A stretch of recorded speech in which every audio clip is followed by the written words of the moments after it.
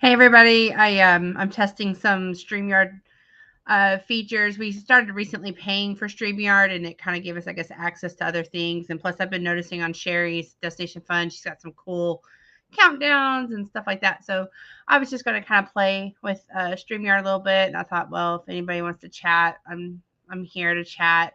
I was kind of applying for jobs, looking at StreamYard, Chloe and Andrew are settling in for the night, although she may pop in because if I'm in here, she sometimes hears me and comes and checks on me. But I was just going to test some things, just kind of see what's going on with StreamYard. I may not be on long, but I just thought, why not, right? So I just wanted to kind of test some things out. So I was looking at our colors and just, I'll put our logo up here at the top, and was looking at trying to, just do some different things as we kind of learn more with StreamYard, just become more efficient with it. Also, too, I noticed in Bruce's live the other day, we were pretty washed out. So I've been playing with the camera a little bit. So just little things like that. Although I look kind of red right now. So yeah. But if you're in here, say hi. I would love to say hi to you. I'm not the best when it comes to this kind of stuff. I'm always afraid of like messing it up. Like I get nervous, like I know it's fixable, right? But I'm always like I need to be able to explain to Andrew what I was clicking on. Um, do y'all set up your StreamYards at all?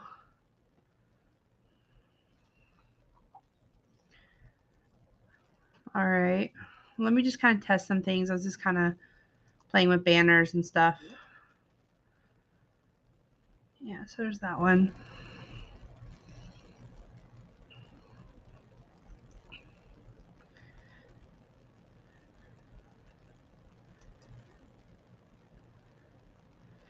Do y'all like the bubble, the classic, the minimal? I like the minimal, or the block style. I think I kind of like the minimal.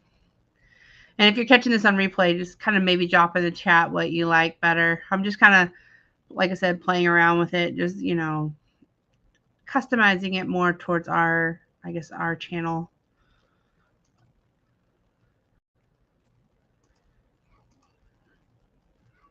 Oh, okay. That's what the overlay is. I know I've been seeing people with like overlays where it says like subscribe now, and I was wondering how they did that. Have y'all had a wonderful Saturday night? Anything fun going on? I know with us, like Andrew's got to work early and then we're going on vacation this week. So it's kind of like get things done around the house, washing laundry. Plus, Chloe's kind of had like a little, I guess, like summer cold allergy thing going on. So we've been kind of just hanging out with her a little bit, just kind of keeping it low key.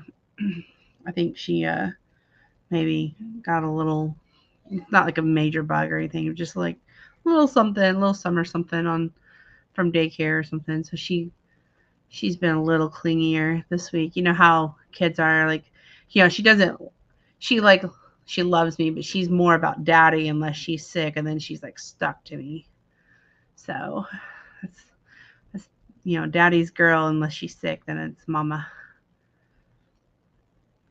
So do y'all like the blue with the black when white writing here? Do y'all?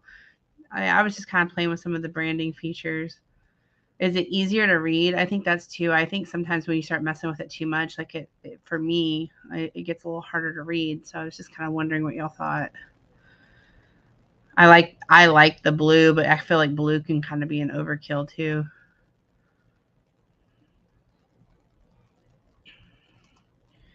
I think I like that one the best. I would like to hear what y'all think in the comments. So so it's like what, Saturday the 12th? It's like 9:45 here. Um I can't believe how fast this year is going by. Like I was talking to my family member today, and we were kind of talking about like the Jubilee and getting ready. They're flying down to Texas and going to go on the cruise with us, and I just couldn't believe like how fast this year has flown by. Like it's already August, and you know, in a couple more months it'll be the holidays, and then we've got to the cruises is it's kind of, I guess sometimes I feel like life just starts going by really fast. I know my dad used to always say that, and I was like, I never really understood. But now that I'm older, and it's like you work so much, and then the weekends are busy, and before you know it, you're back to work, and it's just kind of wild being an adult. Remember on Saturday nights, I would just not be ready to leave the house, back 10 years ago. Now I'm like, no thanks.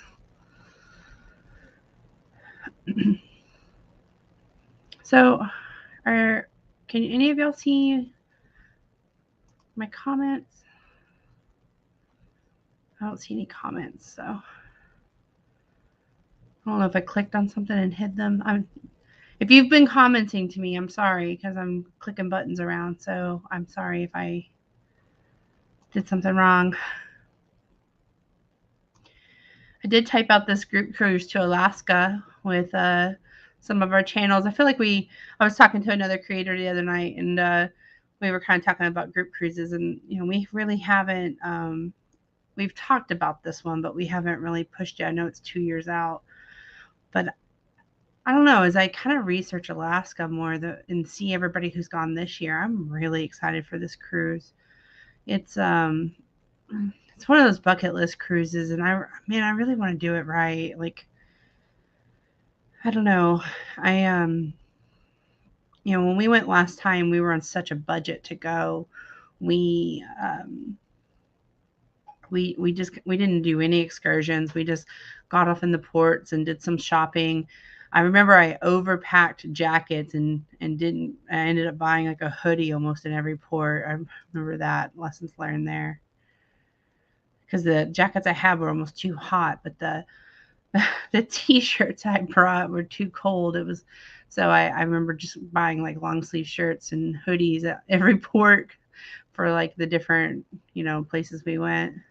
Plus, it was end of season when we went last time. It was like the second to last sailing for Alaska, and like second week in September. I remember it was 9/11 that week, and so we in 2012. So like everything was like on clearance and pretty good price too. That helped. I remember when we were at the Cook's Hotel in Anchorage, like we were looking at renting a car and stuff, and the guy was like, "If you can just wait one more day," like because we were there like 5 days, he was like, August 31st is summer pricing, but September 1st is winter pricing. And he was like, so there's like a major discount if you can just wait like one day. And I just never thought about that, in Alaska, but there was like a huge price difference, like, almost like $100. So we ended up waiting a day and then driving all around to see the different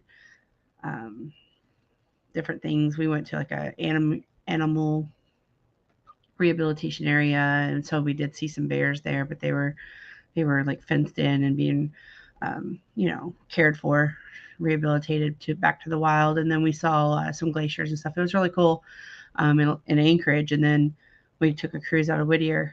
So I'm excited for this cruise because it's going to leave out of Seattle. And last time when we flew out of Seattle, it was kind of like we just hopped off the bus and went to the airport. We didn't see anything in Seattle. So I'm excited for that. So if you're in the chat, and while I'm kind of testing around with StreamYard, if you have advice for us in Seattle, just let me know. I always am kind of looking. Clock and then kind of give me some teasing because I like to book my hotels and my stuff early, but I kind of just like to know a plan. One, it helps me budget and ensure that I get to do everything I wanted to do. And two, I don't know. I'm just real paranoid about like getting somewhere and not being able to sleep somewhere the night before. I don't really like doing the fly by the night cheap hotels. If we have to, we have to, but I really, really try not to do that. Even more so since we have Chloe. Like, I just don't want to. Just don't do that. So, and then I like to do, like, I'll put like a hold on a hotel or something, but I like to kind of keep looking and research it out because sometimes I'll find something that's better suited for us as a family or closer to what we end up wanting to do. So, let's see. So I've got our logo here. I was trying to do what Sherry does. She does like this really cool image in the background, but I'm not sure how she does it. I'll have to ask her. I figured out how to do it, like if I take myself off the screen, but I guess maybe when I have somebody else come up, it'll do it like hers. Sorry, I know I always touch my glasses. I know it's kind of annoying. I just they're like loose and I need to go get them tightened up. I just haven't done it. Hey Rob, how you doing? Man, it's gotta be late for you. I was just talking about Alaska. I know you and Larry mentioned maybe discussing it, potentially going. How many days into the booze cruise? Is it like 78? 75? Somewhere in the 70s, I know. That's a cruise I wish we were going on. I like New Orleans. It's it's kind of like Vegas in the fact that it's a little wild, on the strip, but it's we've always had a good time there. It's always been a fun experience. I kind of wish we were on that cruise. I have regrets. Hey, Bill. Yay. I almost messaged you and was like, "Hey, are you going live?" And then I was like, "Nah, it's Saturday night. He's probably watching a fight or got some awesome plans going on, some football or baseball."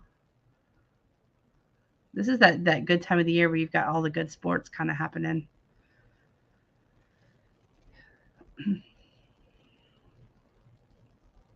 So, yeah, I was just kind of wondering, like, I was just kind of working with StreamYard. I feel like Sherry's got these cool features and does the countdowns and stuff, and I haven't done it. I think Andrew has, but I haven't gotten here and played with that. I usually am just glad to get the stream going successfully. Let me see here. I'm going to look and see at something real quick.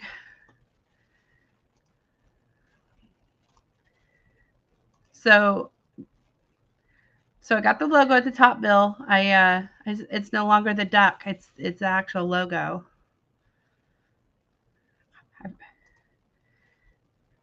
I'm going to drop this real quick. So cool. So what are y'all doing tonight? Are y'all doing anything fun? Are y'all out on the town? Can't wait till I get my glasses readjusted. They're constantly sliding. I think I left them in the car, like, and I guess they got hot, and they kind of. I need to go get them like where they're realigned or something because they slide down my face so much. It annoys me. So sorry if it's distracting you, like while I'm live. I know it's a habit, but once I'll get them fixed. I promise. So I've got that I got that banner so we can talk about our Alaska cruise. I kind of just mentioned a little bit about it if you were listening. I've got some things here for when we do the Helping Hands for Cruising in a few weeks. And then #Nation. What do y'all think? Do y'all like it?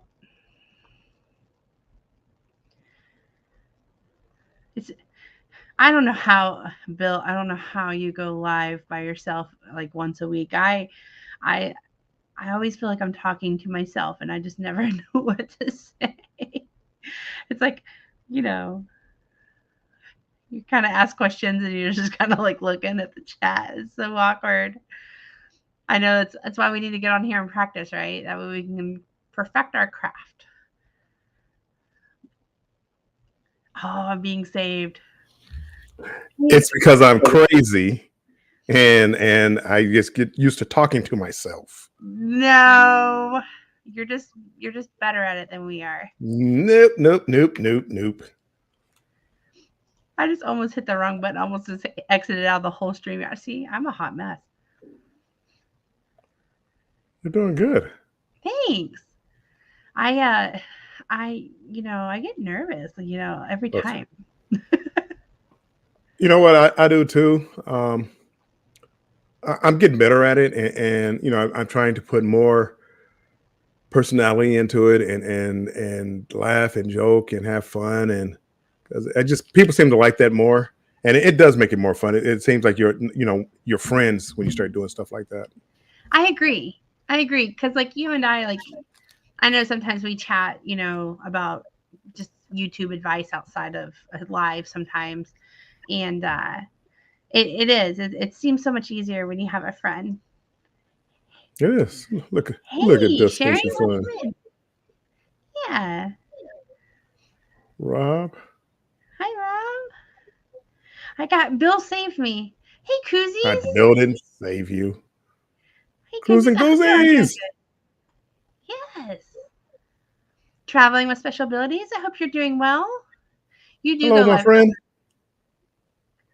I don't know. Traveling with special abilities. Do you have advice for those who since you go live often? Do you have advice for those who maybe are just trying to go live more often? I would love to hear it.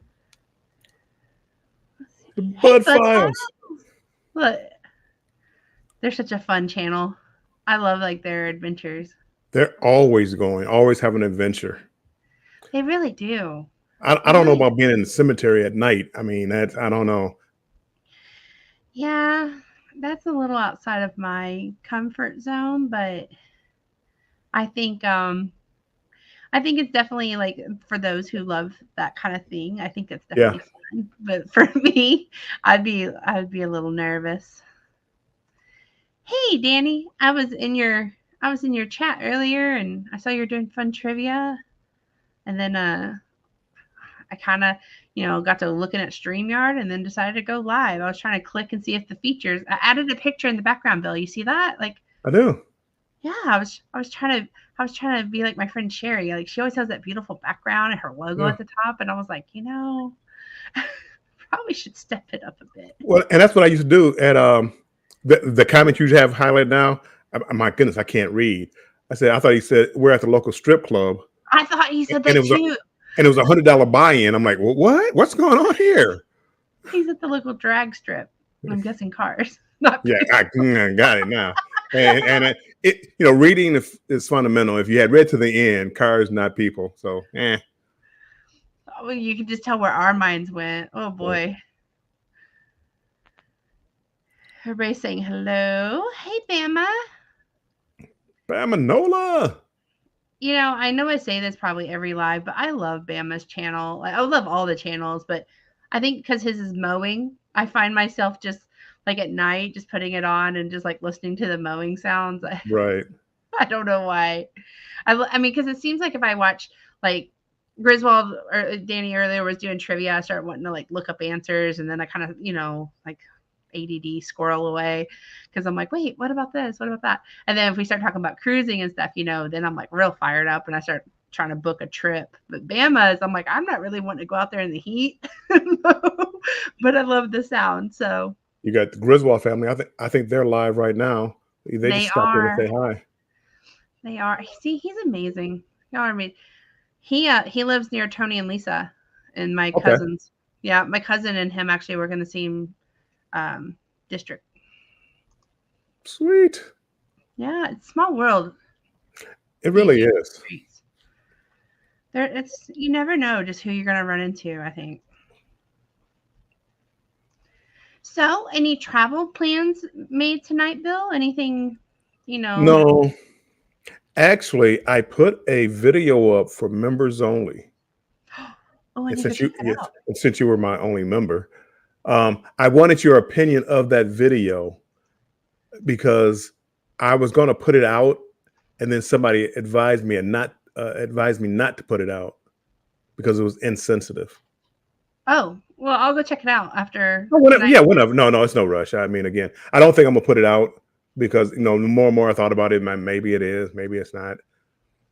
And I wonder about that sometimes. Like especially with us having a child in our videos, sometimes like if we're like when we were joking with Chloe, like you need to get those numbers up on cruising and stuff. I was like, Andrew was definitely playing with Chloe on that, but I didn't want some parent to think like we're being mean to Chloe because she's always, you just never know how people are going to take things when it comes to kids, and so I'll definitely watch, and I'll give you my honest feedback. Yeah. I mean, again, it was just some video that I had and I rehashed it and or repurposed it will say. And it's just somebody thought it was inappropriate. It was, I mean, not dirty, nothing like that, no cursing, nothing, but it was just the timing wasn't right. Hey, Right. Bruce, welcome in. Hey, Bruce.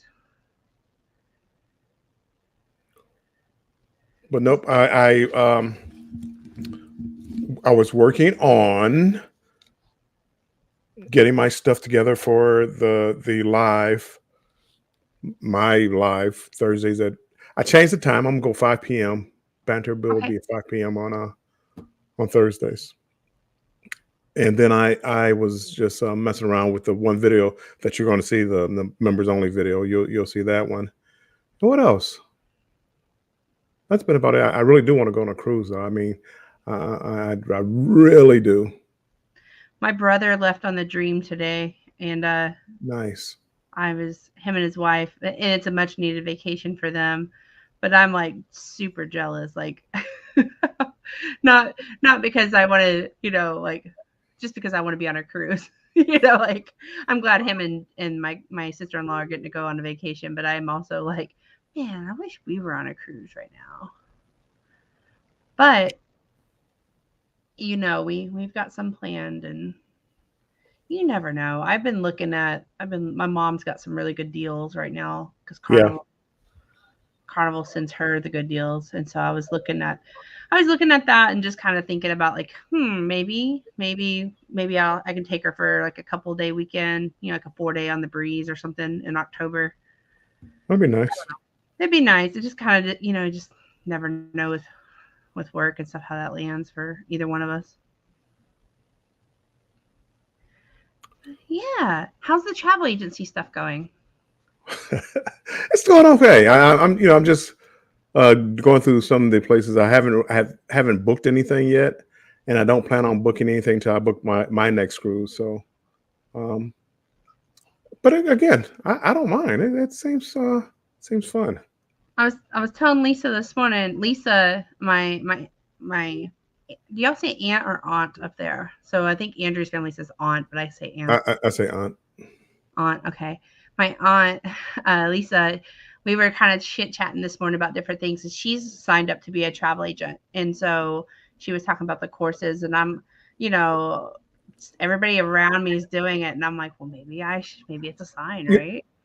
It's very interesting, and again, I wasn't planning on doing a whole lot of the travel agent stuff, but you learn about the cruise lines, and I've only done the cruise lines right now, so but you just learn so much. And again, we had talked earlier, but again, Princess Cruise Line, it just seems like they have a lot to offer, and I would like to try one of these days. Yeah. And I know we've talked about it, and not to sound like repetitive, but I think Princess was a good line. I won't go into I know I've repeated it a couple times, but I really appreciate cruise lines who still do those little extras. I feel like we're in such a society now where many businesses, not just cruising, they're taking away those extras due to cost. And Right. from a business perspective, I definitely understand that. But as a person going on these cruises, I really like it when there's still those little extras, when they're not an arm and a leg. That's just my thoughts. I don't know who it was or where I saw it, but it sounded like somebody said Princess was going to start charging for the casual food. I don't know if that meant the buffet or if it meant like the pizza. That's been the big thing with Royal Caribbean, talking about paying for pizza. I saw that. I've been hearing whispers on it. I hadn't heard anything official on it. The pizza master, he's laying down, but I would think that he probably would have some thoughts about paying for pizza. Me, I'm okay if I don't get pizza on the cruise. I like it, but I'm okay if I don't get it. You know what? I mean, again, and I like food options, but I don't like the gluttony sometimes people get. When you go get pizzas now Carnival, they just make everybody gets their own pizza now. There's no, hey, here's a slice. No, they Yes. just immediately just cut up a pizza and give it to you. So I'm not really for that. Um, but I don't want to be nickel, as you said, I don't want to be nickel and dime for all the food that I get. Right. Right. See, I'm behind in chat here. Oh, of Hey, course. hey, Eric B. I hope you're doing good. I I know he's still working on his watch hours. So if anybody needs watch hours, I will say too, if you want to if you want to swap playlist or anything like that, y'all can do that in the chat. I know a couple of us are all working on it. Just say hey. I know there's other channels out there that say, hey, I want to swap playlists. But if you're like, hey, I need watch hours, and you want to watch their playlist, it's definitely appreciated. So he's looking into being a travel agent and wants to focus more on international travel. That would be That's a good. great thing for you since you have that experience, Eric B. I think that's a great idea. And So cruises. the great thing about it is, if you find something like that and that's what you love, my goodness, that it makes it fun. When you have people coming up to you for international travel and you're booking it for them, you get excited. Yeah. Andrew was approached today for his first group cruise. I mean, like, I know we're doing the thing with Alaska, but that's kind of been led, but this is him actually leading it himself. And I was like, call Bruce. Call Bruce. Bruce is the group cruise master. It's not other creators. Yeah, Bruce is the master. But yeah, it's exciting. I mean, it's exciting when you start planning your travel or somebody else's travel. And I think I want to do it just so I could be more informed, like, on the courses and then Yes. the perks. Don't get me I'm not gonna lie to you, it's not Well, definitely for the perks. But that won't hurt. that does not hurt. But I would just like to be more informed, especially if I'm going to be live talking about different cruise lines. At least, I mean, right now I can tell you how Carnival is, but even that, I feel like there's things I'm like, I didn't know this or I didn't know that. Check your messages. Oh, okay. Okay. Oh, I think I checked on the wrong one. Yeah, no, not on here.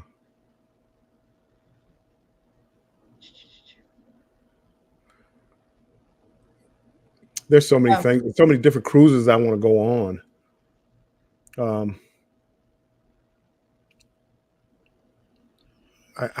I can't wait. I agree. Same thing with me. Well, like, I'm excited for MSC just because there's been such a buzz around MSC, and Yes. that the fact that they're coming to Galveston, I'm excited to. It's something completely new for us. Same thing with Norwegian. I know a lot of people seem to really like Norwegian. I'm interested to see about that experience. And then Royal, Royal's Royal, but I don't know. Cruising on High Seas. I don't drop my link in here anymore because things started happening to our channel. Yeah, I don't drop the links in the I chat. know. I did that, and then people started doing things they're not supposed to in our chat, Right. and like. I very, very rarely do you see me with somebody. I mean, it's like me and Scott, me and Betty, very, very few people now. Yeah. Appreciate everybody coming, but again, as far as coming up, and I'm not going to be on long. I was really just testing and going to kind of see. Yeah, I thought, why not maybe get Oh, I thought we were going 12-hour live. You want to? You want to be on until 10 in the morning? Let's do it. What's tomorrow? Oh, Sunday? boy. I got nothing to do. You don't have football to watch tomorrow? Is it football? Is football back? The Lions played Friday yesterday, so that's the only one I really care about watching. The other teams. Psst, psst. You don't cheer for the Cowboys? No, I really, I don't. Most teams I don't dislike, and I really, when I grew up, I used to love the Cowboys. Roger Staubach and Tony Dorsett and all those guys. I really rooted for the Cowboys. Your fans, or they're the fans of the Cowboys, they really are obnoxious.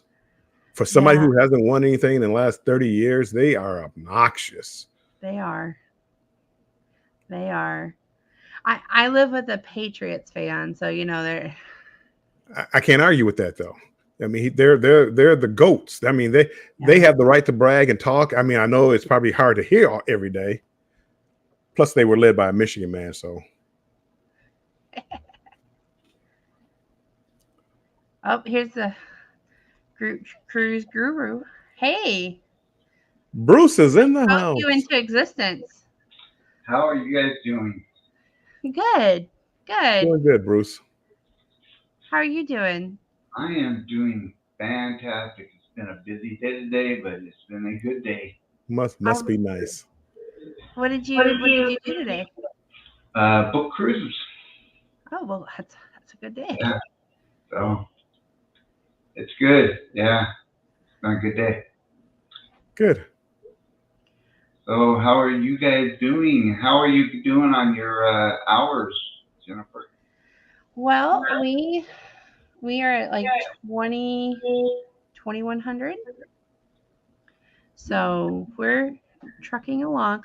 The thing about what's hurting us is in May we had like a series on Jellystone that was like right before the summer that we went to Jellystone and stayed in the cabins and rented golf carts and stuff. And so those videos, you know, they didn't get a lot of watches, but for us at the time, they were. So we've been losing a couple hours a day, hour here, 2 or 3 hours there, and then, but this week we start losing more hours because this is when we went on the Carnival Dream last year. So I'm trying to get ahead of that curve too, and it's. I'm telling you, if you're thinking about starting a channel and I get your videos lined up before you start dropping them. Don't do what we did because it's a battle. It's like you go to bed and you have a number and you wake up the next morning and it's less. And I'm like, oh, okay, guess I'm going live again today. But you know what? Don't get discouraged. It will come, and don't get discouraged. No, we're I just gonna know keep it's Yeah, hard. working. don't. That's the one thing I would say out of everything is what Bill just said. Don't get discouraged.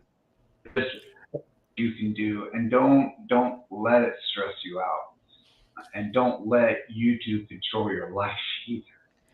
Um, That's you that's know, true too. I you think just keep. You know, you guys are doing fantastic, and it will all come along. And yeah, so That you guys really are, and again, you really are, and I can't stress that enough. yeah, you guys are doing fantastic. You are a great supporter of the community, and it's going to come along. Trust me. There's a few channels that that should be that should have more support than maybe they have. But you guys are doing fantastic. You are. thank you. Um, Y'all are the best. so yeah, don't let it stress you out. Just enjoy. If it becomes to the point where you're stressed, you're not enjoying it. You don't want to get to that point. Just Right. enjoy what you're doing, and it will come. Trust me, it I will. think I don't think we're stressed. I think we're to the point too where it's like I'm we're going live so much that I feel like we're talking about the same things over and over, repetitive. And I know Bill, you and I have really had a discussion about this. And it's like, you know, I don't want to be that channel who's But sleep you, streaming. you are, but that's only because you're trying to get your hours in. I did the same thing. I went on late, just like you're doing right now, and just talking, looking at the chat, see what they're talking about, and just talking about the same thing over and over again. Once you get your hours, then you can get structured. Then that's when the work is going to begin. You get your game show night or whatever, your one time a week live and get your videos together. But that comes a little bit later. Right now it's a struggle, and we've all been there. We've all been there. Well, at least I have. Yeah, I'm not going to say for Bruce. but you're right. I mean, we kind of did a little bit different because we didn't start doing our lives until we were monetized. We just kind of Okay. was uploading the videos, and then we got our subscribers, and we got our watch hours. That's when we went live, is the same time that we got monetized. So a lot of what a lot of other channels are doing, I didn't have to do just because I didn't do. You know, not that I did it right and you guys are doing it wrong. It's just, and plus I was so busy with some other stuff at the time that I could not fit lives into our schedule. And so I did it differently in the fact that I didn't start doing my lives until we became monetized. So, but you're doing a great job, and you and Andrew Yeah. both, you're doing fantastic. You really are, and you are great supporters. You're great supporters of ours. You guys are catalysts of our channel, along with Bill and others. So, but Yes. I'm excited, you know, because I see your guys' numbers growing, just like I see ours. Every day I look on and knowing we have 2 or 3 or 4 more subscribers, and you guys are the same way. You guys are plugging along. But Jennifer, remember this: you're doing it the right way. Yes. You I- must remember that. There are- that's the part. yeah. So That's the part that's hard. you're doing it the right way.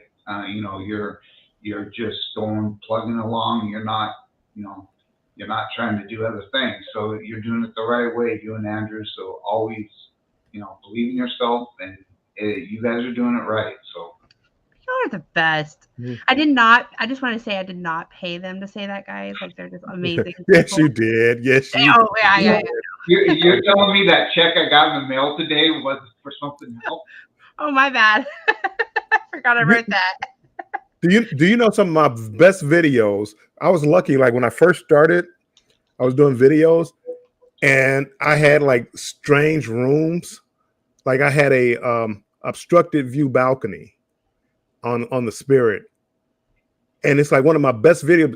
People still watch it to this day. I still, if you ever go like look at my studio, it's one of my better views. The ADA room I had on the Celebration, one of my better videos. You know, our best video series, and the video series that really got our channel to take off was our Alaska series when Yes. we were on the Carnival Spirit. And the funny thing you said, though, we didn't have an obstructed balcony, but our balcony was right where the right above the lifeboats. And people still watch those because there was one video where I actually was filming when people were working inside the lifeboats. They were practicing and stuff like that, and See, that's still getting views. I should put that out then because my room was obstructed by the lifeboat. So I'm sitting out there on my deck one day, and they started lowering the lifeboat, and they took it down. But again, it's like I thought this was boring. I'm not gonna put it out there. So maybe I should put that out there. It's amazing what people will watch and stuff. The funny thing about it though, you look right, so you can't look down at the water from ours, but if you looked out, we got views of some nice orcas and everything else because we couldn't look straight down, so we're not looking down. It forced us to look out where you're going to see the different whales and stuff like that. So yeah. You know, and I find myself, if I'm looking at a price, you know, on a cruise ship, and I'm like obstructed view, and I'm like, well, let me look at this room, and I mean, just like anybody else, I'm typing that, you know, Carnival Vista or whatever ship it is, you know, obstructed view room 12-2, what, you know, whatever it is. And I feel like our room video. So I was telling Bill, I was, I guess, a few weeks ago. My mom was on the Carnival Dream, and she had one of the ocean views with the 2 bathrooms in it. Well, I don't know if it has Yes. toilets. And she was like, "Come film our room." And I was like, it was embarkation day, and we had all this stuff going on. And I was like, yeah, we'll get Chloe settled. We'll go do it, you know. And we were going to go film it before it was messy, right? You know how it is when you're moving in. And then her friend was like, when we were going to do it, her friend was taking a nap. And so her best friend was taking a nap. So it was like, oh, we'll do it later. It had a bathtub. I mean, Chloe took a bath and never filmed it. And I told Bill, I'm like, I'm so mad at us because it was like demarcation date. I'm like, we never filmed my mom's room. Absolutely. I'm excited about the glory because a couple that I booked is actually friends of our daughters, and they're actually going to let me film their suite cabin. They got an ocean suite, Oh, that's and I'm awesome. going to be able to book that or film that. So it's cool. See, that's the best where you can kind of get the filming of it, but you're not having to pay for it. That's me, anyways. Hey, Plump Travel. Hey, Larry. I was talking about you earlier with Rob. I was saying that I know y'all were talking about Alaska, and then I've been kind of trying to catch up on y'all's channels as well. Been running Rob's playlist at night. Sherry, she said that when she goes live at lunchtime, it is what it is. Yeah, but I've enjoyed her kind of talking about different lunch foods and her water tasting kind And of stuff that's to me. but Sherry, that's another channel, Destination Fun. She's doing it the right Amazing. way, It is. and she's just going live when she can go live, and she puts out great lives. She has, you know, people that come up, and she is doing a fantastic job. Yep. She's And I incredible. can't wait for all of you guys to reach those numbers, and it's going to happen. It will Me happen. too. I was so excited for her the other day when she reached her goal of 3,000. I was like so proud because I know Yeah. Sherry and I've had many conversations about this or that and bounced ideas and I mean she's really become like my best friend and YouTube. I mean she's actually become like I mean if a day I'm like, hey Sherry, how are you doing today? I haven't heard from you this morning. Like she's really become one of my everyday people and I just love their channel. I mean I know everybody here probably knows Destination Fun, but if you do not, please, she needs subscribers. She's close to 1,000. She was at like what 875 earlier, I think, when I last saw. So she's close. Yeah, he said Eric B said he didn't want to bore too much. Eric, I don't think you could though, because I'm sure you've got so many stories of your travel adventures that maybe are not in your videos. Like you could probably definitely give advice, like spot on. Like somebody asked me how to travel in Germany, I'd be like, call Darian or Eric B. Well, you know what, and I think that's what most people don't. And actually, controversial cruising has taught me a lot as far as having a topic. Bring up a topic and talk about that topic because again, I've been cruising since the '90s, and you know, instead of me telling the same old stories about the celebration, the Jubilee, or whatever, go back into history and talk about what used to happen. Talk about some of my favorite ships. Talk about some of my worst ships. Talk about some of the ports. Talk about and just every day talk. My problem when I was doing lives was I was doing like 3 and 4 hour lives. Well, it's hard to, you know, have things to talk about for 3 or 4 hours. Yes. So that's why even my lives now, I try to keep to an hour. Yes. Yeah, and that's what we try to do too. But Bill, you have so much experience because you have been cruising since the '90s. You would have so many stories about how things used to be. What I mean, and you know, that's one thing that we try to do. And we've only been cruising since 2015. But one thing that we try to do in our lives is to have one or two subjects, and that's kind of, you know, and if you notice, you know, whether it's about different cruise lines or whatever, we try to really, you know, not try to do too much, but just try to, you know, put information out there and you know, we like ours to be, we like it to be fun and everything, but we also want it to be informative, and we get a lot of compliments for that. So, but yeah, doing a subject or two, that's I think the best way to go. I agree with that. And I will say I like with both of you, it's different perspectives. You know, like you, Bruce, bring in some of the riverboat cruises or some of the cruises that maybe I can't afford now, but maybe 10 years from now we'll kind of keep in mind that I didn't know about. And then Bill, with you, I think when we talk about some of the like when you talk about some of the cruising adventures, I'm like, well, that's not how mine went, but I appreciate it, you know, or too, like when you start talking about like, I mean, I remember my first cruise, and when you start talking about, you know, actually having to go to see your actual muster. I mean, we're talking about the muster boats, right? Like and I remember having to actually go see the boat. You know, we had to go up the stairs, see where we would have to be. I mean, it wasn't like just standing in line. That was like 2010 era. It was actually go to where you would have to go and like look at the actual. Yeah, I mean, we had to take our life rafts and I mean our right everything. Yeah, It was wild.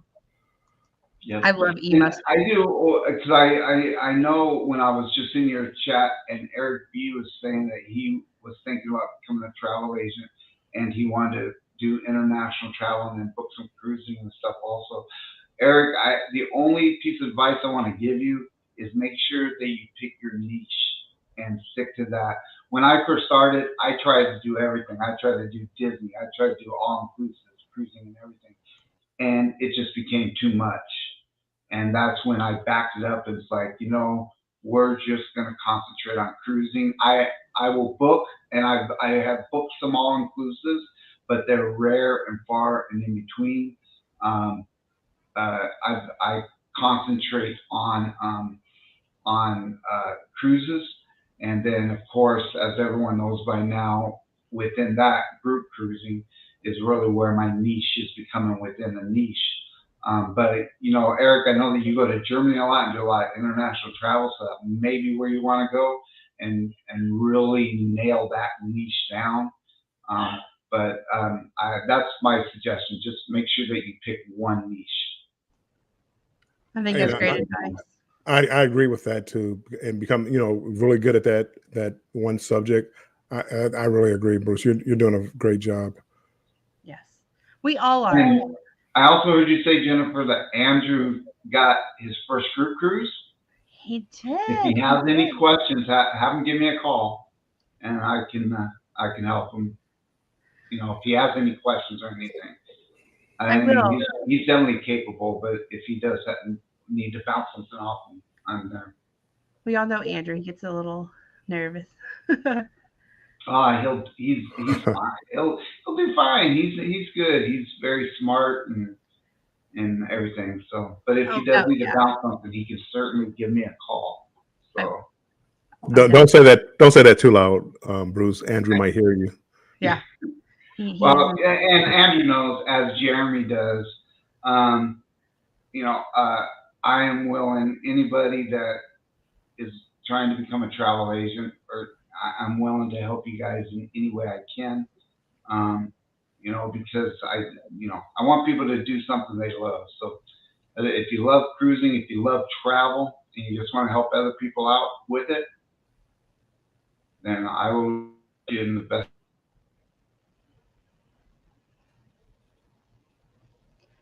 I agree. I mean, that's why we kind of started our channels, because we love travel so much. We were watching it, and it's just, I love that we found people. I love that we found people who are like us and love things like we do. Like sometimes when you're talking to your friends, you're like, "Oh, I'm going on another cruise," or like, "Another cruise," and you just go. I'm like, no, you don't understand. There's people like Clock Family out there that have like 12. I mean, no, it makes us feel. The hard part about this for me is when you have that downtime in between cruises and trying to keep people entertained and active, like on your channel. That for me is the hard part. Like right now, I don't have any cruises planned, so I'm coming up with different topics. I don't like making videos. Like Bruce is doing a great job with the daily, the Booze Cruise daily updates. I'm not updates, but the shorts. What I'm doing. The shorts. Yeah. So, but the things like that to keep people active in your channel. That's key. Yeah, I'm having a tough time getting my long content out. But Cindy and I decided, about a week and a half ago, hey, because we decided that we wanted to not only lose weight, but just to be ready for the Booze Cruise in October. So that's why we decided, let's do this. Well, why don't we document it? Let's just put it out there to challenge other people or to give people encouragement or whatever. And we have gotten so many comments on those shorts now. It's fantastic, and people are, and the one that we uploaded yesterday has gotten a lot of traction. And I don't know if you saw it yet, but it's the one about us swinging. And I'm sorry. Exactly. So we are on a swing. And, gotcha. And actually, we had read that if you swing for an hour, I mean, not just a little swing, but if you actually swing for an hour, you burn about 700 calories, But we were swinging, we were doing the short, and then I looked at Cindy and I said, yeah, Cindy loves to swing. Well, when we were watching that behind, she's like, wait a minute, with all this upside down pineapple going, we Right. better clarify this. Yeah. So then I put a little clarification writing in it and everything. It was pretty funny, but it's gotten a lot of cute comments and everything too. And But those are the kind of things. That's really what you kind of want, though. I mean, it is. you know, And with those shorts, what I was leading to is with those shorts is where we've been gaining some subscribers in the last week. So it's really, really cool.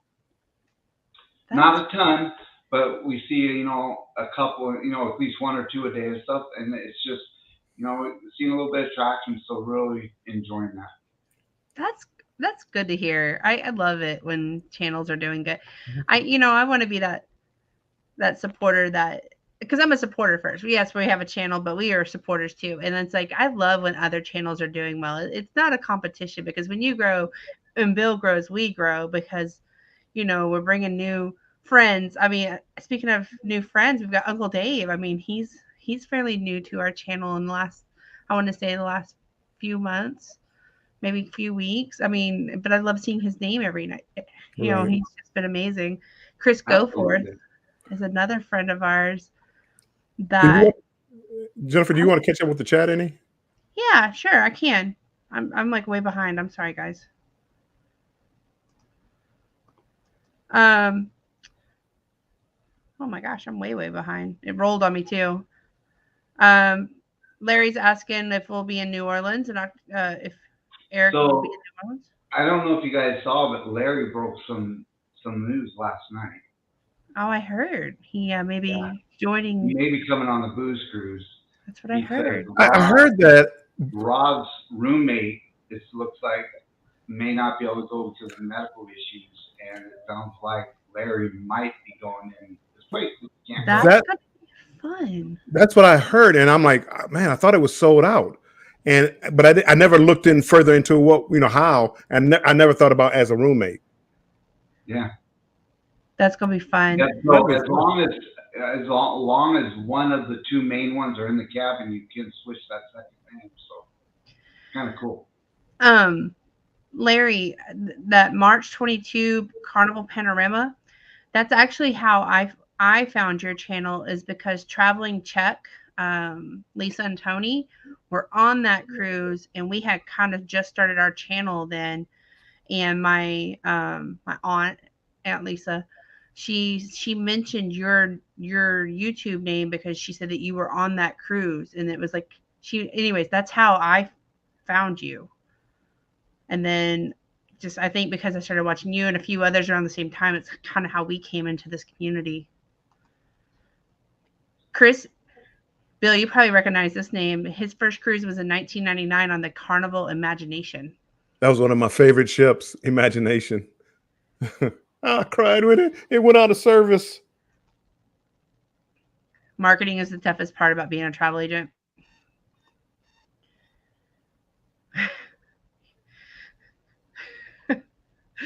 You burn a lot of calories swinging. Yeah, at least 700 an hour. Very, very funny. Chris has jokes.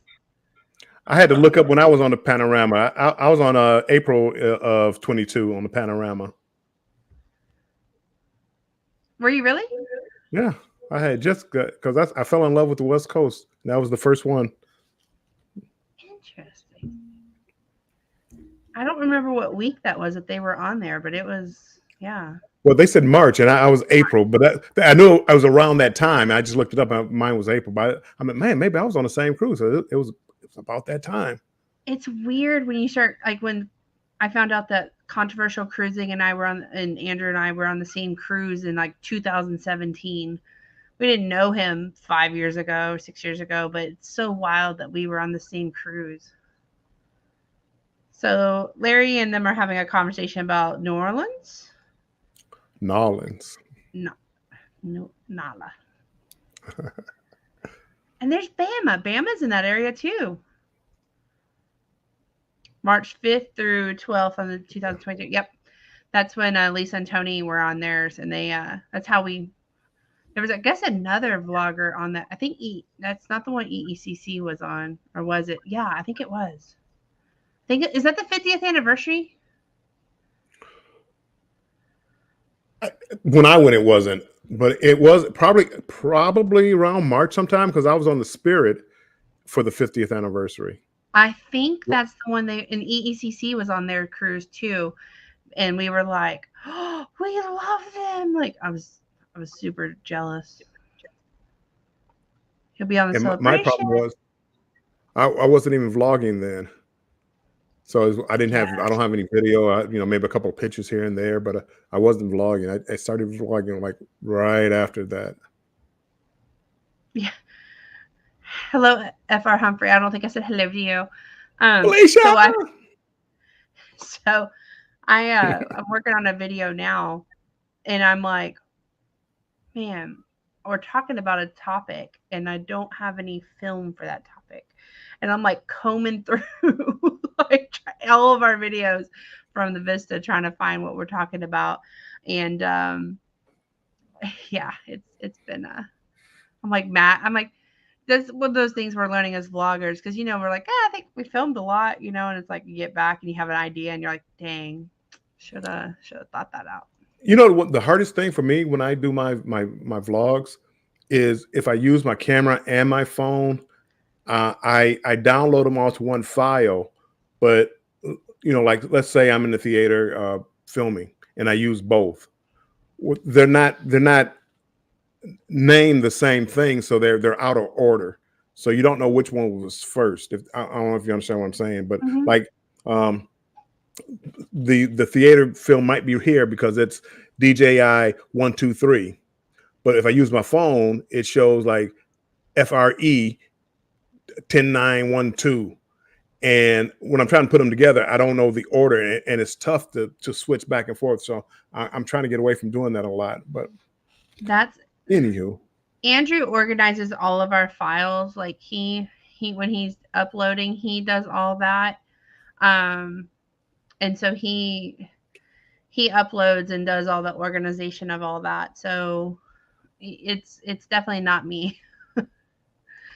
Larry is saying that, Para DJ. Yep, that's who they were saying. Yeah, she was talking about a couple different vloggers that were on that cruise. Yes, it was 50th anniversary. Meet up at sea. Let's see. What was it? Started something different. Oh, what are you gonna do, Bama? I need to go watch Bama's video from earlier. I haven't watched hardly any videos today. Yeah, I haven't either. I logged off the live with Sherry and I went to do stuff around the house, and then Chloe. So Chloe is kind of she's got like a little summer cold going or something, so she wanted to lay down, and I was like, I'll lay down with you. I fell asleep for like 3 hours. I woke up, she was up and running around. I was like, oh boy. He tries sorting the folder by date instead of file name. Okay. It's a good idea, Chris. I think maybe what Andrew, I don't know. Andrew sets it all up for me. So I'm really blessed. Andrew films, he doesn't edit. He films, he organizes it all for me, uploads it, and then I just go in and edit. Yeah. Well, the problem is, I mean, I don't have a problem with the date, because what I do at the end of the night, I upload all the film or clips that I have for that day. The problem that I have within that file is if I'm filling a cell away and I use my camera and my phone, the names of the files aren't the same, so they don't line up. So if I use my phone for like 5 clips here, then use my camera for 5 clips here, and then go back to my phone, they don't line up in order, and I have to try to put them back into order. And that's where I run into a problem. And the only thing I can think of is looking at the data on the thing and matching up with time wise. But that would be so time consuming. It is. Yeah. I think that's what, like, when we first decided to take this YouTube journey, I don't think thought about all those things. Like today I was looking at content calendars, and people who plan out all their content for a month out. My friend, I've been talking to her lately. She owns her own business doing like social media marketing and a lot of other marketing services. And she and I've been kind of chit chatting back and forth. And she was like, "Well, what's your content calendar look like? Like, do you strategize by week? And do you?" I was like, "No, it's kind of like when I have time to edit, and then boy, this video is finally done 3 weeks later, and I went online." And so she was like, "No," and she was telling me how we need to create the thumbnails before we go so we stay on topic, and it was a whole bunch. I was like, yeah. It's fun. Again, it's fun. Again, my problem is Blues Cruise. I go there, I vlog. How often do I put out? Some people put out like videos like 3 or 4 a week, and within 8 days they got all the videos out. Or do you one a week and spread it out? Because see, my next cruise will be in December, so I don't want to be out of material. And that's why when you say, I look at Betty, I'm Betty J. Gathers. She's out a month ahead, 2 months ahead. She does lives and she puts that up there, lives here, lives there. And it might be easy to do that. Trying to put together a cruise video for me is a lot tougher. I can't plan that far out in advance. Yeah.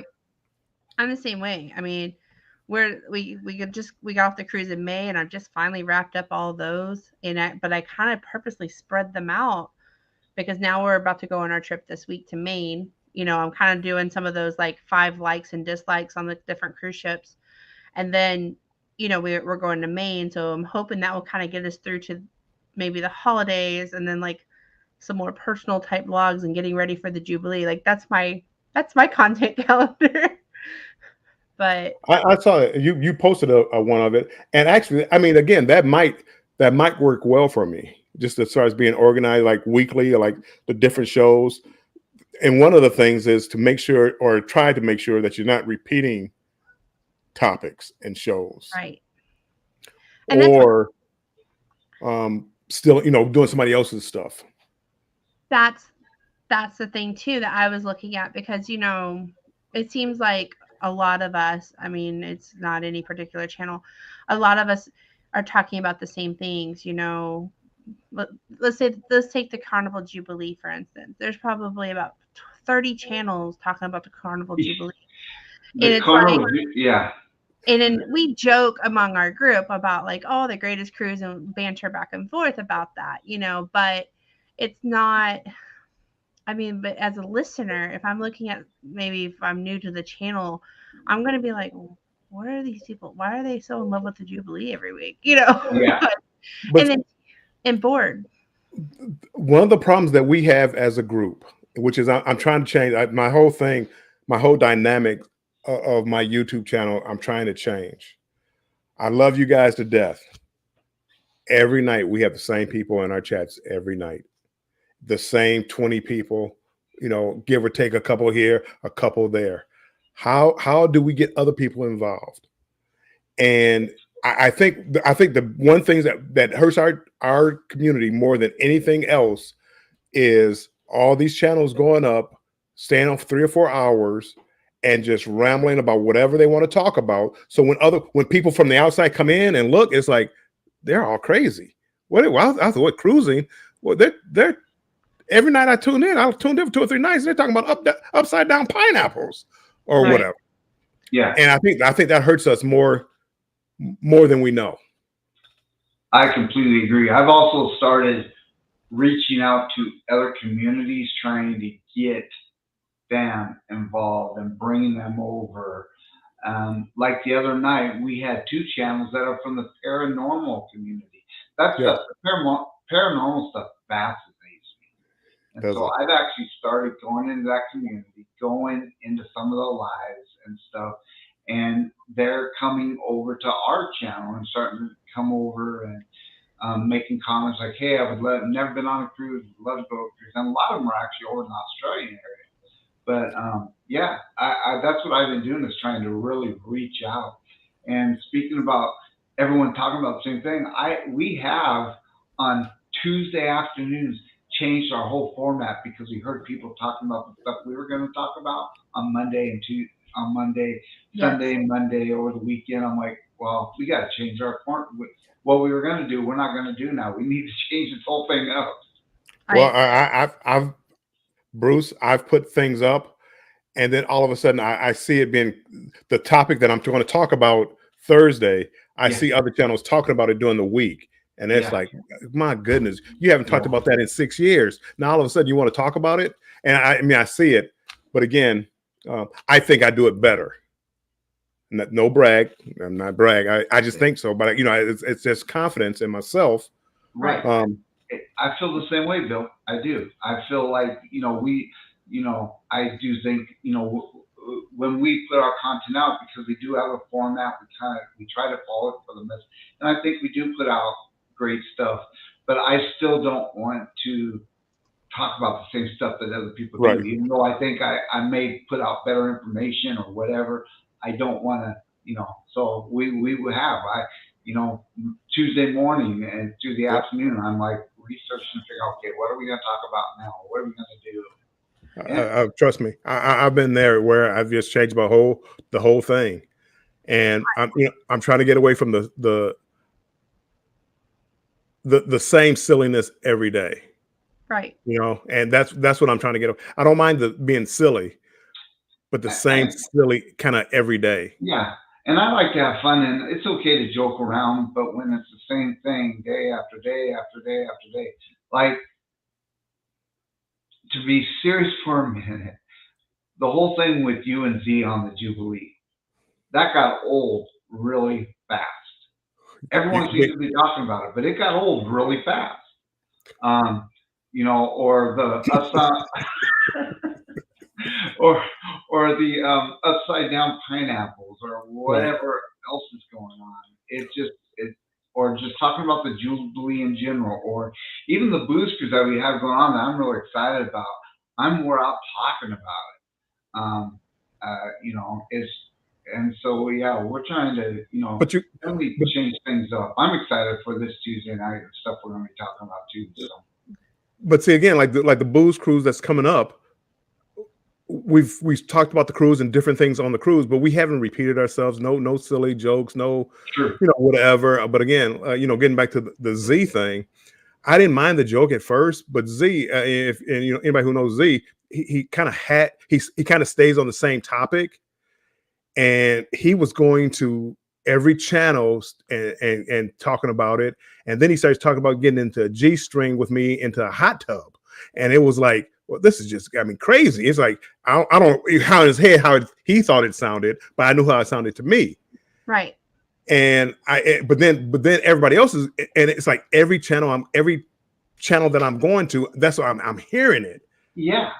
And exactly. That's what got to me. That's kind of what I'm talking about. And it's not just our community and stuff, but sometimes I think that things get really, and like you said, that hurts our community, if you will, is the same things over and over and over, the same jokes every day after day after day. It just gets old. And to kind of put that in perspective, so I have my family, hey, Andrew and I are getting close on our watch hours. We're really trying to reach this goal. Please, please, please watch our live playlist or whatever. And then we also had them watching some of our friends, like, Destination Fun, Clock, and just different friends, hey, they're really close to their goal too, Mom. Can you please, aunt, uncle, whoever. Well, a family member called me one morning and was like, hey, I was watching so-and-so's channel, and you asked me to support them, which I trust your judgment, but I'm kind of questioning, like, why you want me to support them. And she was like, there were people there that were shirtless or like asleep, or there were some people that were like drunk, and I'm like, oh, no, that's just how they are. Like they're good people. Like they're good people. Like they were just, but she didn't follow those channels to know. So like with her, when she gets on a cruising page and they talk about pineapples and unicorns, she doesn't know that that's an ongoing joke and been a joke for 30 years. She thought that's what maybe Andrew and I are into, and I'm like, no. Wow. Yeah. Well, and it's funny you should say that, and I think I've mentioned this before, but as our channel started growing, Cindy works in a government job here in Yes. Washington State, and she was in a meeting one day, and after the meeting, a couple of the managers were all talking, and she was part of that meeting, and that was the first time that she found out that people were actually watching our channel at her work, that she had no idea, because she does not talk about it at her work. She completely separates her work from what we do outside of her work, our travel stuff. I mean, there's people that cruise and travel, but we don't even approach them because she doesn't want it to appear, anything. So we keep it completely separate. And when she found out, she was like, "We have really got to be careful because some of the stuff, if people see that on our channel, it's going to cause Exactly. problems at work." And so that's when we really made sure that, like I said, I don't just let anybody come up on the channel. I don't just post our link and let anyone just pop up and say whatever. Yep. Really have a thing, because it could really cause her a lot of problems in her position. And so, yeah, so just like you were saying, where, if we start talking about upside down pineapples and swinging and all the stuff on our channel all the time, people are going to start thinking we are into that kind of stuff, which we are the furthest thing from. Well, like the one, you do it one day, it's probably fine. Yeah. But if it's every day, and that's kind of like, well, I thought you guys talked about cruising, and it's like, you guys, and again, but you run into that problem when you stay on longer than you have anything to talk about. Yeah. Which again, and Bill, there are some people in our community that once a joke starts, they just keep it up and keep it up. It goes on and on and on. And I mean, and there's a way to do it. And just like, your wife, it was like, my whole life I had a government job, and I was always conscious of my image. Yep. And that's why, you don't hear me cursing on here. You don't hear me, with loud and wild accusations and stuff like that. And I don't hate, as far as the different cruises, the different people, and all this other stuff. I can joke around, and I've probably gone more overboard with one person than anybody else, but I'm always conscious of my image. I come on here. You never saw me eat anything on here but again, that's me, because I'm conscious of my image. Yep. And not that I'm expecting anybody to come in here and wear a suit if they come up with me, but just, don't, if you have to,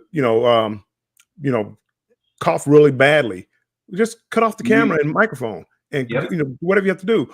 Or, somebody comes in and starts talking to me, mute the camera, mute the mic. You have all day. You take a phone call, whatever you want to do. But you have to be aware of other people and your channel image. Some people don't care, which is fine. That's their channel. They can do whatever they want to do. Talk about whatever they want to talk about. Hey, that's right behind you, Jennifer. Mr. Jennifer. Then you have creepers like Andrew just pop in. But yeah, I mean, that's their channel. They can do what they want. But when they're coming up on your channel, no, totally they different. Don't have that right, And I completely agree with that. That's, you don't see us eating on our channel. You don't see us cussing, swearing, and we might drink some water or something, but we're not always, drinking alcohol or whatever. And other people do it. There's, that's fine, and that's them. But yeah. Well, but again, I mean, and again, sometimes it's the show, which is not bad. The guys, Jennifer and Destination Fun had one like SIP. Well, I forget the name of the show, Jennifer, but where you have a drink, and there's some other ones. Addie and Terry, they do like Sunday Sip or whatever it is. Yeah. That's part of the show. They're not getting drunk. They do it for an hour, and what kind of drink they have. The Jimmy, Paul, the PSV. But PSV, yeah, Paul Hines, I love his content, and he shows how to do a drink and all that kind of stuff. Yeah, and Beach Please, you know, where they have that segment during their show where they make a cocktail and then they show what it looks like after the fact and toast and drink that, and that's all fine and dandy, you know. But that's part of their show, and that's part of their. If they kind of came on and didn't make a drink, you know, 20 people would probably be like, "Are you okay tonight?" Absolutely, what's going on? Yeah. And that's the thing too. Like we're all still small channels. I mean, in a way, and whatever you get started now may be what carries you through. And it's like whatever you start, whatever little things, you know, you've got to think about that long term. I also work in government. And so I have to be very careful too. Plus, I have a child. You know, our channel was about our travels with Chloe.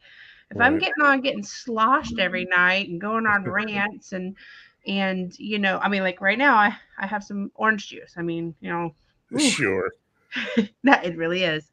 But you know, it's like if I was getting on sloshed every night with my 8 bottles of wine, I can understand where there'd be some concerns.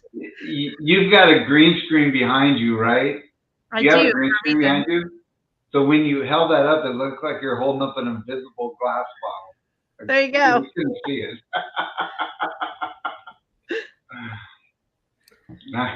But I'm just saying, like, you've got to think about, like, I mean, and the reason we always have a green screen, I think some people maybe wonder that. Well, we have a child that sometimes likes to like run by or climb up, and it gives me a couple seconds to kind of make sure that sometimes she's just ready for a bath and she starts just, you know, getting ready for her bath, you know, right here. So you just got to kind of, you never know with kids what they're going to do. So that's why we always have a green screen, just to kind of, you know.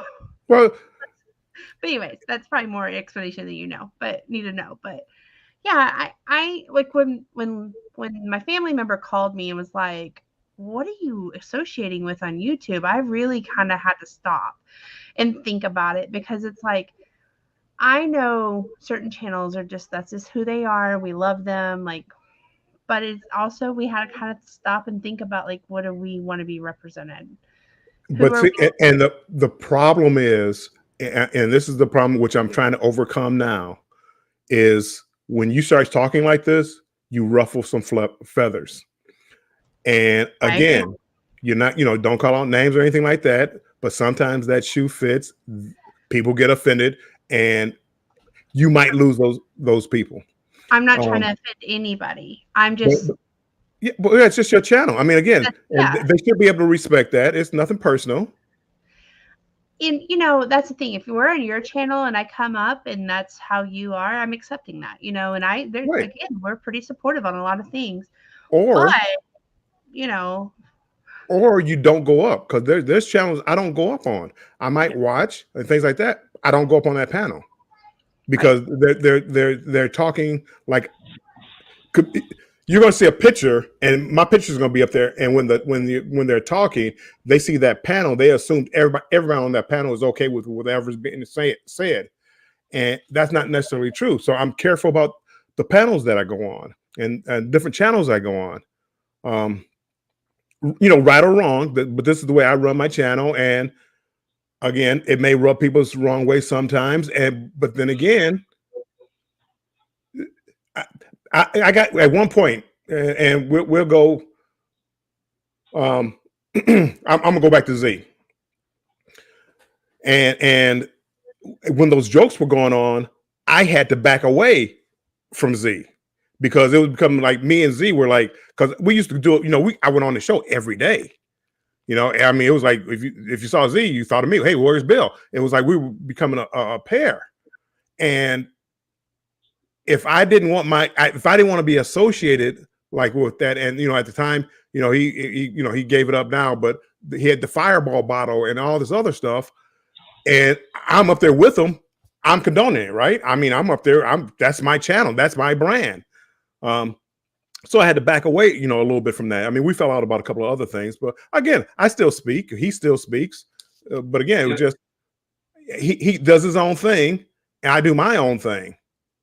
I still watch, but I'm cautious about going up on every because at one time I used to go up every channel I could and just go up and talk. And you just have to be careful. I mean, if you care about your brand. Right.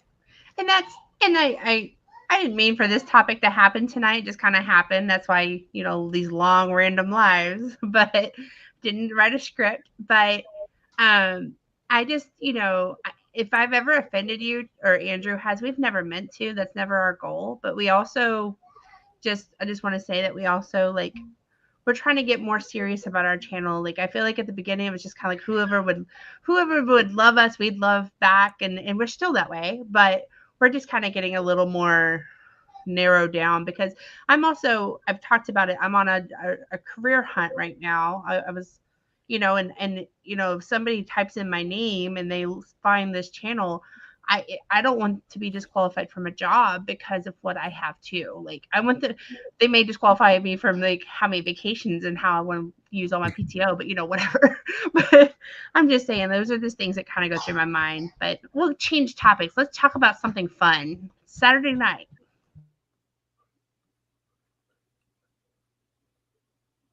Do one of you have a topic? No. Let's talk about cruising. Let's see.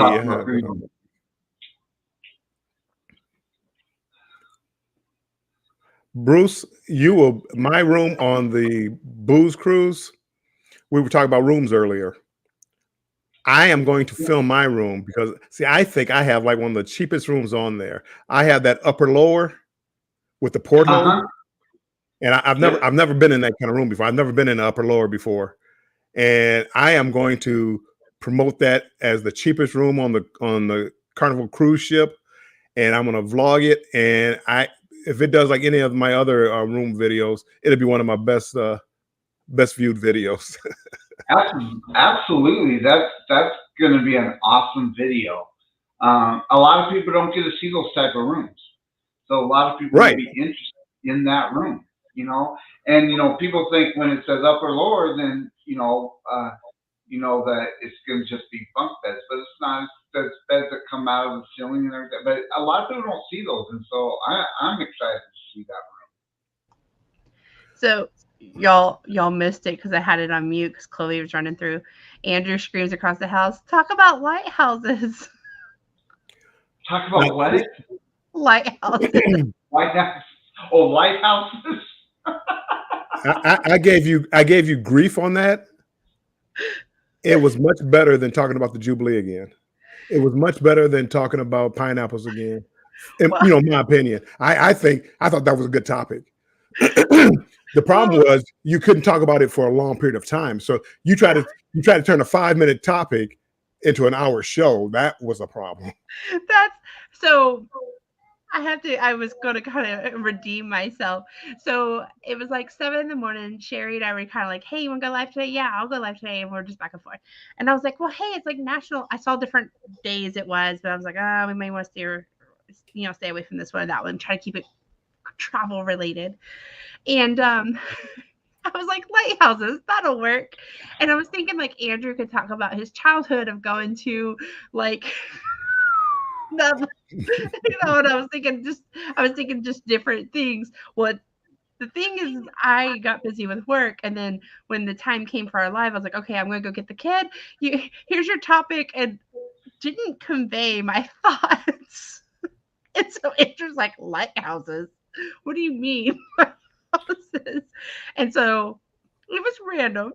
But it's such a joke now because earlier this week I was like, I had a thought. And he's like, is it about lighthouses? And I was like, no. Andrew and I, and hopefully if you've been watching us, we kind of joke a lot. But it was like, no.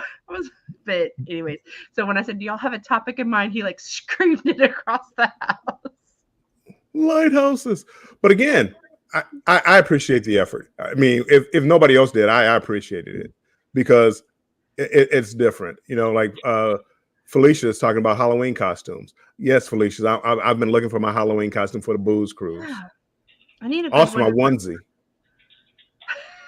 I think I found my onesie. I couldn't find a unicorn, but I think I found my onesie. I'm gonna bring that on a cruise. So for those who may not know, we there's a joke about bears in Alaska kind of going on with our group, and we have a group cruise going to Alaska, and JNS Adventures has been talking about the bears. Well, Andrew has a teddy bear onesie zip up thing that he got, I don't know, 5 years ago, and so that's how that conversation started. I need a good costume idea for Chloe. I mean, I was thinking Disney princess. You know, we've got several costumes in the closet that may be the cheapest route, but I kind of also want to do something creative. You know, like she's 3, she's kind of getting into the holidays now, and so I was trying to think of a good costume for her. Usually, I have it all planned out. Hey Jennifer, you should check the chat. People are asking questions. I see that. I'm sorry. What's your favorite place to hang out in Jamaica? Dunn's Falls. Dunn's Falls? Love Yes. Dunn's Falls, yes. We have not done that one, but we did do a day pass to Sunscape or Seascape. It's like a hotel kind of right there by where you port. And we had like a day pass to that resort, and it's got like lazy rivers and swim up bars and stuff. And it kind of changed our whole Jamaica experience, because used to we would kind of just not wander, but like go to Margaritaville and that whole area. But we got tired of being like panhandled. So we went to that, and it was fun.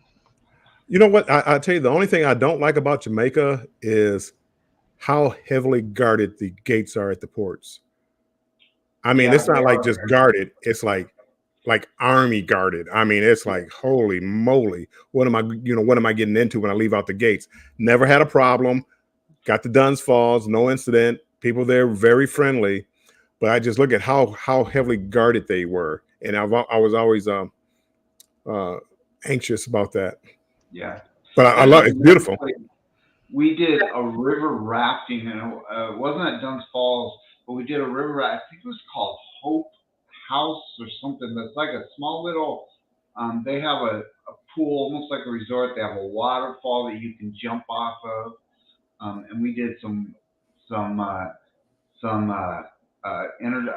river rafting and everything. It was very, very cool, very relaxing place to go. Is Hope House or Hope something. I can't remember exactly. This is a really, really nice place. Yeah, and they'll also give you guidance too on paying if you're not doing like a guided tour through the cruise ship of like certain colors, I think, on the license plate or on the windows or something to look for. I don't remember it's been a while since we've been to Jamaica, but definitely if you're planning to go to Jamaica, I would just kind of make sure you look that up, get the current information on that, because there are particular colors in license plates or window tags or something that is just safer than others. So just kind of keep that in mind too. What's your favorite deck to stay on a cruise ship? We typically like decks 6, 7, or 8. However, we stayed, when we were talking about balconies, we stayed in a cove balcony, and those normally are on deck 2, and absolutely loved the cove balcony. And we would stay, and what's cool about the cove balcony, you get the balcony experience for the ocean view price, the ocean view cabin price. They're almost identical. And they're very, very cool, because unlike other balconies that are welded to the outside of the ship, the cove balcony is cut into the hull of the ship. So they're very cool. We really like the cove balcony. The only thing I don't like, I like being close to the water. The only thing I don't like about it, just like Bruce said, you kind of cut into the ship.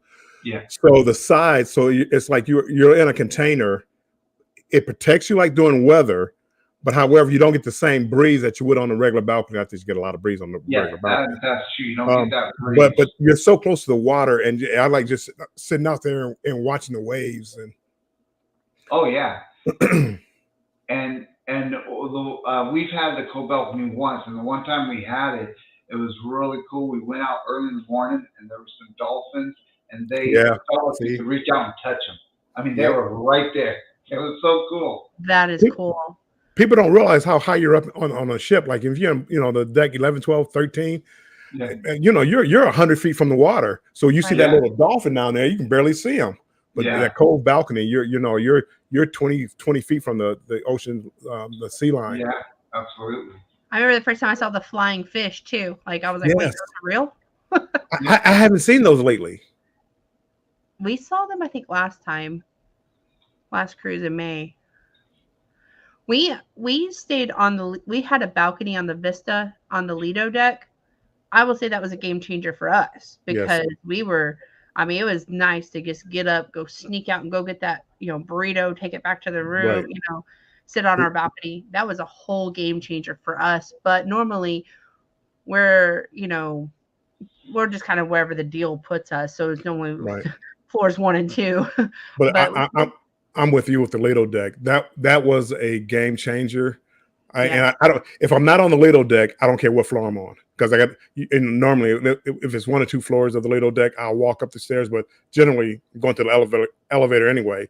So if I'm on deck 2 or 17, I'm going to the elevator. The Lido deck was a game changer. The only problem I had with the Lido deck was if I would go get something, I would automatically head to the elevator. Not realizing my room is on that floor. So I'm standing at the elevator, like, what floor am I going to? Oh, it's this floor. And then I walk to my room. So and I would do that every time. On the Lido deck, is it louder? Is it more noisy? No. I couldn't hear it. I couldn't hear anything from the Lido deck. Honestly, I thought it was quieter. I'm going to be honest. I was probably in the aft, and I couldn't hear anything. Only problem I ever had was I would always go to the elevator, stand there for a couple of seconds before I realized this is my floor. I just walk down the hallway. On the Vista, we were kind of like right at the the forward right there, that front elevator bank. We were kind of just tucked right behind that. So we were right there. You walk out and you're right there at the elevators. And once we opened our door, if we're on our balcony, we could hear some of the music, but in our room, we didn't hear anything. I mean, but we have a noisy child too. The best room I ever had on a cruise ship was an aft corner room where the balcony wrapped around from the back to the side. Yeah, that was the greatest room I've ever had. I've had suites. We had one of those, or we were going to have one of those on our the first time we had Alaska book that got canceled because of the pandemic. That was the greatest room I've ever had. Lisa and Tony had one on the Freedom, and it was so cool. The layout of the room was cool. What made it so great with when I had this particular room, my buddy had the room next door in the back, so we opened up like the wall in between. So we had this from the middle of the ship all the way around to the port side or whatever side it was, and it was the greatest thing. You could have had 30 people out there on that deck. It was the greatest. Wow. That was the greatest room I ever had, and that's including suites. That's cool. You want to catch up with the chat? I am. There's a couple more questions here. Do y'all ever use the ship library to film or I don't read a book, film or go live? Yeah, I've used it to go live, and we've gone in there just to relax for a little bit, waiting for people for dinner or whatever, and we'll sit in because it's a very relaxing place. And you can have fun. They have board games in there, books to read. If you just want to relax for an hour or so, it's a really nice place because it's quiet and it's really nice. And if somebody's in there, I don't go in there and disturb them, so I don't just start talking and recording. Yeah. That's us too. We've stepped in there just to kind of browse around and just maybe kind of, like you said, maybe waiting for someone. But other than that, we kind of we're not those who go on vacation and read, so we really don't optimize it like we probably should. Larry asked, wait, I need to bring a costume. Are y'all doing costumes on the booze cruise? Some people are. I don't know if everybody is. Some people are. I plan on having one for the one night. Again, nothing extravagant. Some people probably do more than what I'm going to do. I'm just going to have like a simple costume. So, Michigan Carol S. The booze cruise is like a boo, like Halloween, like spooky boo, not booze like the drink. Right. Probably when we say it, we probably need to clarify that. But it's a Halloween group cruise. I don't know that it's an official group cruise, but a lot of people got together and were booking it to meet each other, and then the group grew and grew and grew, and a lot of vloggers are going to be on that cruise. It's out of New Orleans on the Glory. Bruce is one who was booking for it, but I think he said it's sold out. When he comes back, maybe he could answer that. But it's not booze as in drinking, it's boo as in like Halloween. It's a Halloween cruise. Let's see, Danny has his computer fixed. Yay. Everybody saying hello. Now that the live is over. Sorry, guys. Hey, JNS. I know they're working on their watch hours. They've been, I think he said he was at like 1800 last night. So definitely if you want to talk to them and watch them, I would. Rob has an aft facing cabin on the booze cruise. He's going to love it. It's, again, one of my favorites. The aft facing, because the balcony is longer. So they actually have like lounge chairs where you go out there and lounge.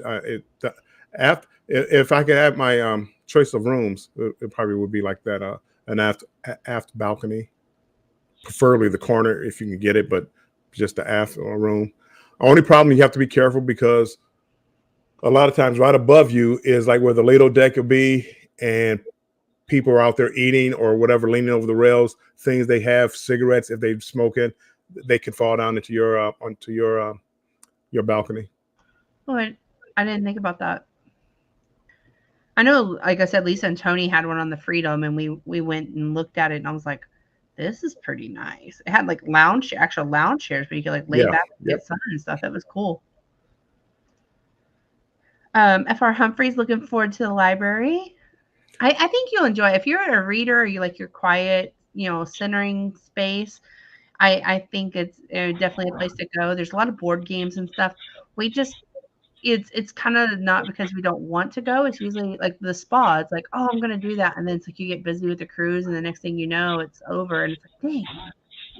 You know where I go to relax, though, is, I don't know if, Felicia, I don't know if you like to have like total quietness, but like if you go in the like the hallway, like heading towards the casino or something like that, on the sides, they have chairs looking out windows, and they have like where you can sit like in the windowsill if you wanted to, and look out the window while you read your book.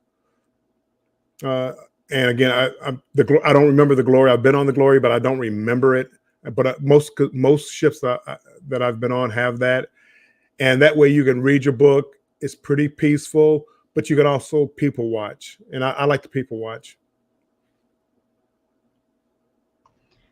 I do too. That's probably my favorite part of cruising is, and not to, judge, but just, I love seeing people excited, and I like kind of guessing like, is this their first cruise or oh, they're diamond people. Look at them.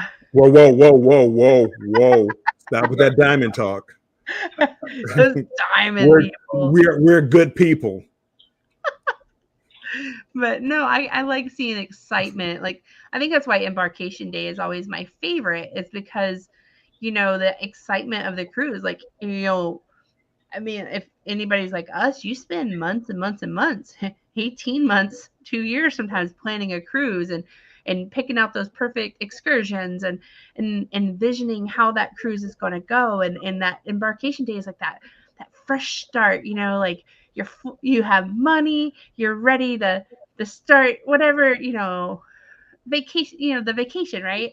And then, it's just always fun to me. I love, like, especially on the Dream or like some of those where they have like on deck 4 or 5 where they have the seats kind of to where you can overlook like the violinist and stuff. I love to sit in those like little chairs there, like watch the elevators go up and down and then just watch, people at the bar and the people dancing and people listening to music. I love it. It's just that, to me, that's fun. Like, just seeing people at their happiest moment. It is. It's always a lot of fun. My first cruise, I was solo and in an interior. Loved it.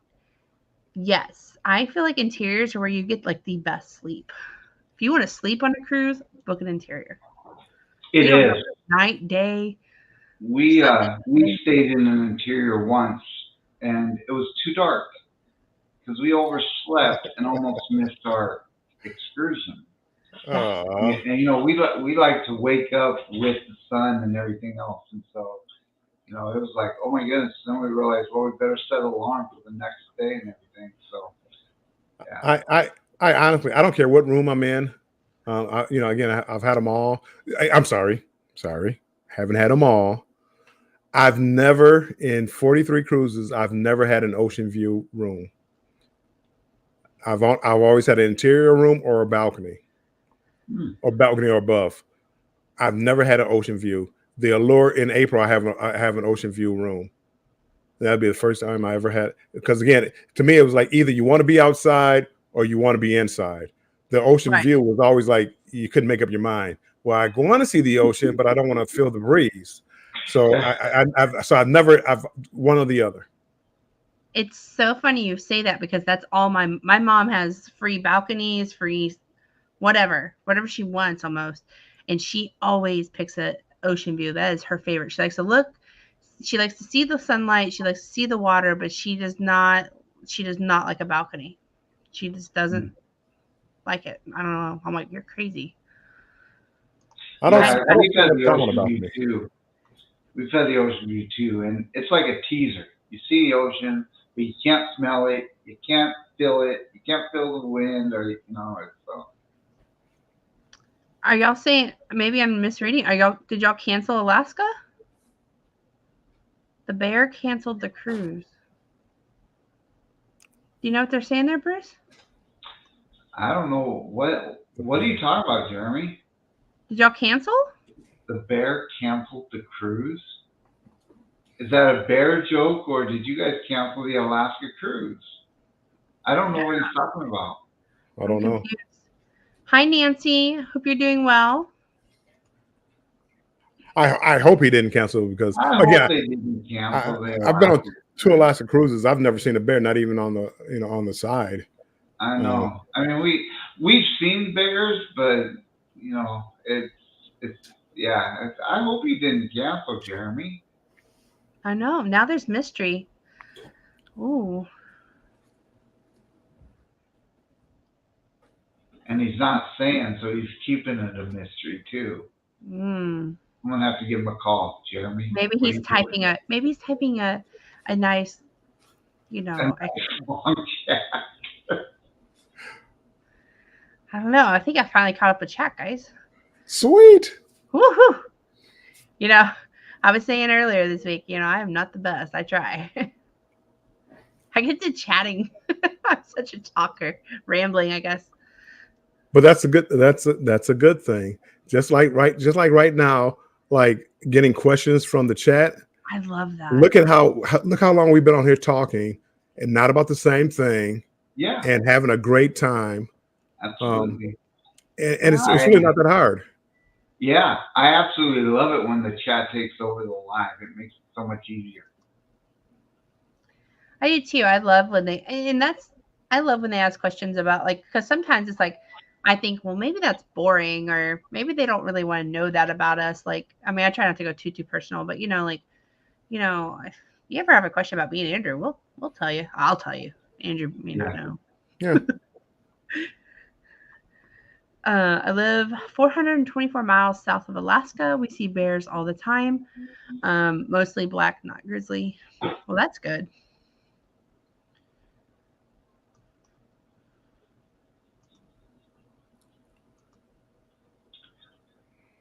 At $18.99 right now.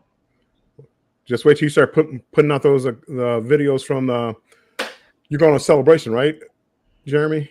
In 20 days, 24 days, 23 days. Yeah. They I heard him last night talking about his watch hours, and we're kind of right there with him and Bama. I think there's a couple, I know Destination Fun's working on her. I mean, there's a good group of us working on our watch hours. It's I mean it's work, you know, but you're doing it, you know, do it right, and you'll get there. I Everybody think doesn't get there at the same time. right, right.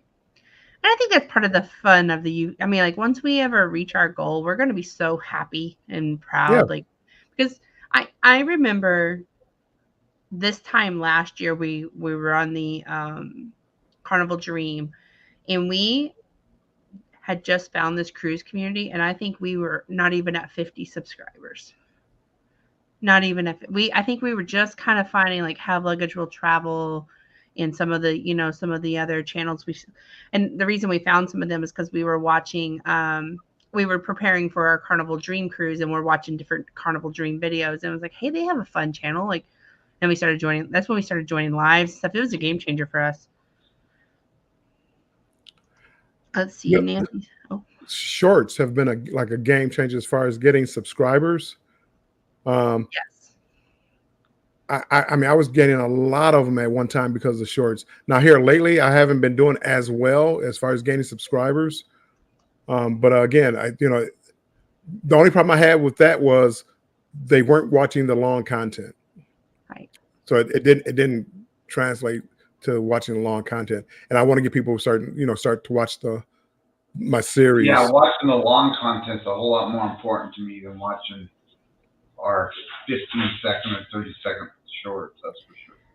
It is. And keeping their interest. Again, that's where your analytics come into play as far as seeing how long people are watching your video. Well, and to me, it's kind of wild to see what people will watch. Like we have a short that we posted, I don't know, about a year ago. We have two shorts. One is Andrew getting pizza at like 3 a.m. and he's like headed back to the room. He's talking about his pizza. That got like 9,000 views.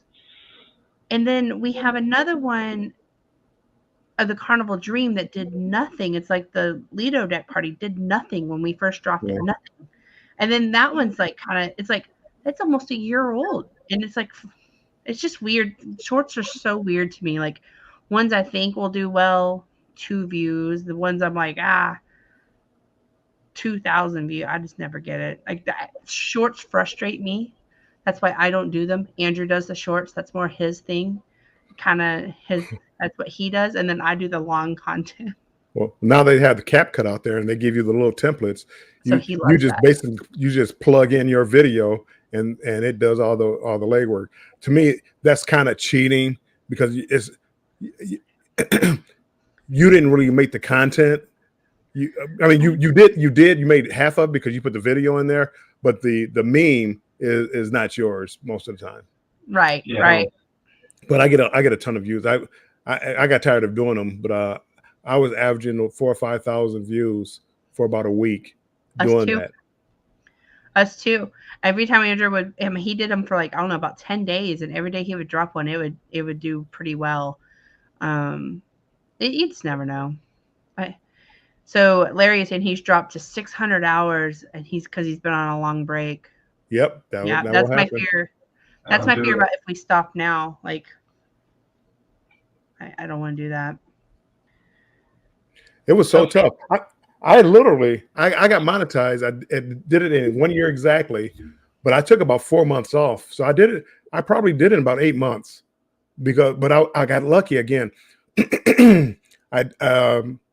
A couple of my videos, people watched like the room tours of the obstructed view. But see, I mean, again, let's say it was 12, 15 minutes long. They watched the whole video. So, it's like, 1,000 hours right there from all the views that I had from it.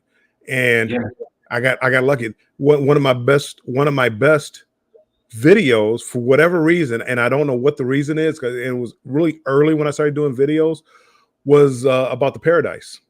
I probably have 6,000 to 8,000 views on a long about the Paradise.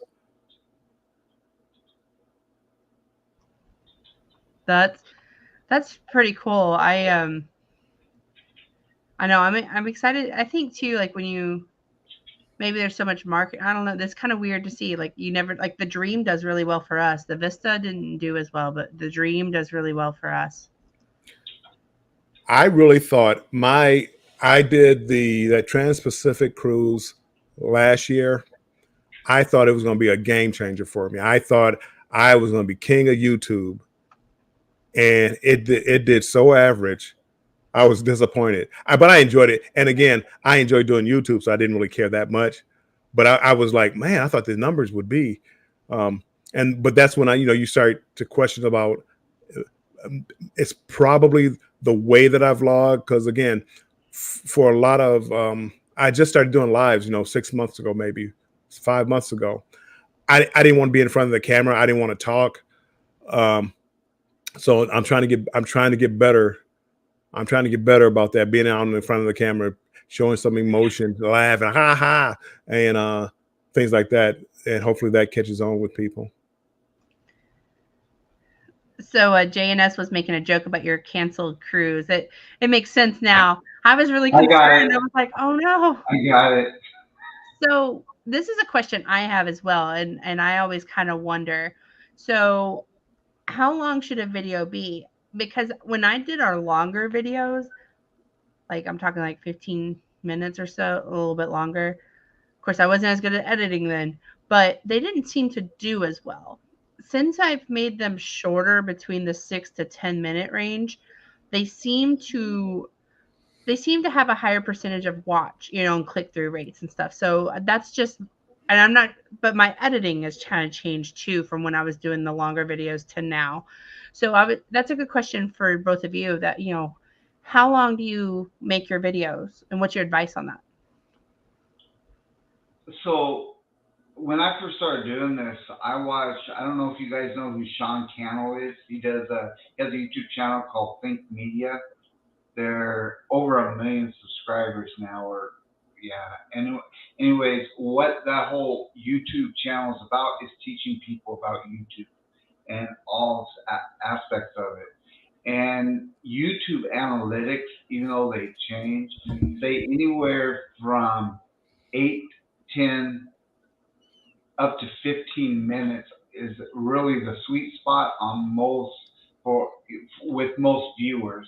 If you go over 15 minutes, they saw through time that views were going, the length that people are watching the videos was dropping down lower and lower. So they really said anywhere from 10 to 15 minutes seems to be the sweet spot for YouTube. Unless you're doing,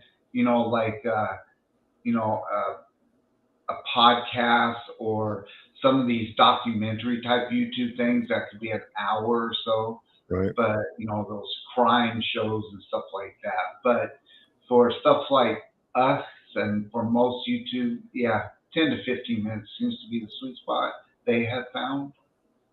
So that's why I try to keep mine. I go 8. I try to do 8 to 15 minutes. Once you get monetized, a video has to be 8 minutes long for them to throw a commercial in the middle of the video. So again, if you're trying to make money, they can throw a commercial in the middle of the video, but it has to be at least 8 minutes long. But between 8 and 15 minutes long. I did a video on Pearl Harbor, and that was it was a video about the whole Pearl Harbor. So I'm walking around. So that video was probably close to 50 minutes to an hour. But that was unusual to make it that long. That's great advice. I know we went from like 25 minutes to 20 minutes to 15. And then sometimes did like a 5-minute video, and then somebody actually made a comment to me. They're like, hey, I kind of wish this video was longer. Like, and I was like, well, that's good. I mean, it's a new problem to have, because they liked it enough that they wanted more, but it's interesting to me. One more thing, Jen, that, as you're doing it and the longer you're doing it, your followers and your subscribers and the people that watch your channel are going to dictate to you how long they should be. From the analytics as you're watching them, you're going to see, that's why, YouTube, if you look at them, will tell you the best time for you to post to your channel, because that's when most of your subscribers are watching YouTube and are, you know, they always change. Mine so weird because mine have changed like 5 or 6 times. Going Constantly. from uploading at 3 in the morning till 6 p.m. at night now is the best. I mean, it's crazy how it goes, but yeah. But your followers are going to kind of dictate to you how long those videos should be. Also, If you watch your analytics, I've changed my channel. I've done it a million times, but yeah. like I used to have a longer intro. A lot of people like doing the intro to introduce your channel. And my intro used to be about 30, 35 seconds long.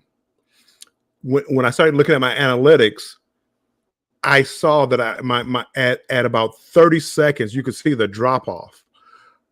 So what that was telling me was my intro wasn't holding people there. They started watching the intro and got bored and clicked off. So now if you see a video from me, the intro is probably about 10 seconds or so. And that's so if somebody again, Bruce and Jennifer, they'll go through my intro and watch the whole thing. They might skip ahead. But if somebody who's just clicking through, you want to be able to grab their attention within the first 30 seconds. So if you have a 45-second intro, well, it better be a banging intro to keep their attention. If not, you just lost a viewer. You got a view, but they're not. Go to your analytics and you can see where it starts falling off. So if you have a long intro to your channel, look at your intro and see if you're at 60 or 70% after 30 seconds. And if you are, you're probably okay. But I was losing 50% at the long intro. I let them get bored now on my video. Now they can leave. But I agree with you. And then Destination Fun, her intros where they had clips and black and white. I thought that was so genius when I was watching her videos, and we started doing something similar, not trying to copy her, but we really liked her idea. And we did copy, but we don't do the black and white.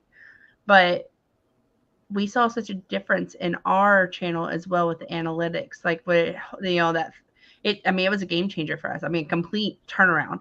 So I think that is something to say. And I will always say Destination Fun was where that came from. Credit is due, you know. It is. But yeah, like it was a game changer for us on that. And so I really appreciate that from her. But again, if you think about it, you're trying to get the first 30 seconds, you're trying to catch their attention. And if you watch a lot of channels now, they have like 2 or 3 clips of what you can expect to see in the video. Mm-hmm. Then they do a short intro and then they get to the video. But now you pique their interest with what is in the video. And to me, that's a great way to do it. And I bet if you look at their analytics at the 30-second mark, they're probably at 70%. Right. You know, just because people are interested. Hey, what's coming up next? I agree. And I mean, it's a business, and if you start looking at your numbers, you'll see what the pattern is. Yeah, we've always kind of done the movie trailer type things. I don't remember what channel we saw. It was a long time ago, but where they took clips of their trip, the whole trip, and that was kind of their intro to each video series, like the Vista. And we've always done that, and we really like it. I've actually gotten some feedback recently on bringing that back from a couple people, actually, like because we used to do like our names, and it was supposed to be fun. And then we kind of went a little more serious with it. And somebody the other day was like, I was talking to them on the phone. They were like, hey, bring that back. I really liked that. So we may do that for the Jubilee. Hey, bye, Larry. Bye. Have a great night. He said he had to get out of here. Yeah, have a great night. He called y'all the channel gurus. JNS is on the Mardi Gras, September 2nd. That's I thought it was a celebration. They'll be on a celebration soon then. It won't be too much longer. Good night, Larry. Hey, Cruise Vet. Hey, Mike. That's all I want to play. Good night. Good night. So Michigan Carol S. I hate a long intro, not interesting. I agree. And I didn't know it. I put work into my intro, and I was really happy with it. I had my theme song. I let it play for 35 seconds, and I'm like, this is the greatest intro ever. Started looking at my analytics, and it was like, yeah, everybody didn't think it was the greatest intro ever, because I had pictures of past travel and stuff, and every time I saw it, I'm like, man, look at it, I've been all around the world, and this is the greatest intro, and I've lost 50% of the people before my video even started. Right.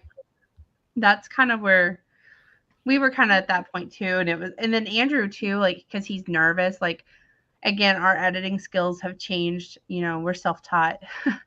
But he would have long intros, and I find myself doing it too, is like over explaining our day maybe. And so it's like 6 minutes of like, well, good morning, and oh, we went here, we did this, and we're gonna do this, and it's like, our numbers would just like nosedive. It was like, this guy or this girl, if it was me. So but the funny thing is, once you get people hooked, you can get away with that. Right. It's the people that you don't have hooked. Yeah. They don't want to know about, oh my goodness, you woke up, you brushed your teeth. Okay, nobody wants to know that. But once you get them hooked, then now they're all in. They want to know everything about your life. Right. Well, and I was editing our dislikes video, and I was kind of talking. We just kind of went through that, where it's kind of a live style, but it's Andrew and I kind of going back and forth about it. And I was going to leave out, because I'm laughing, and he's just being Andrew, and I was just trying. I was going to cut a lot of that out because I feel like it's kind of long. And then somebody was like, no, leave that in. It's you and Andrew. It shows y'all, So then I was like, I was rethinking it, because I had to undo a video. Actually, I was editing it all out, But I guess we're in that. I was editing our personalities out. I don't know. It's such a balance. I just wish somebody would say, here's what I love about your channel. Keep doing that. You want to know something else that's interesting that I kind of just found out, and I thought about it, and it makes sense.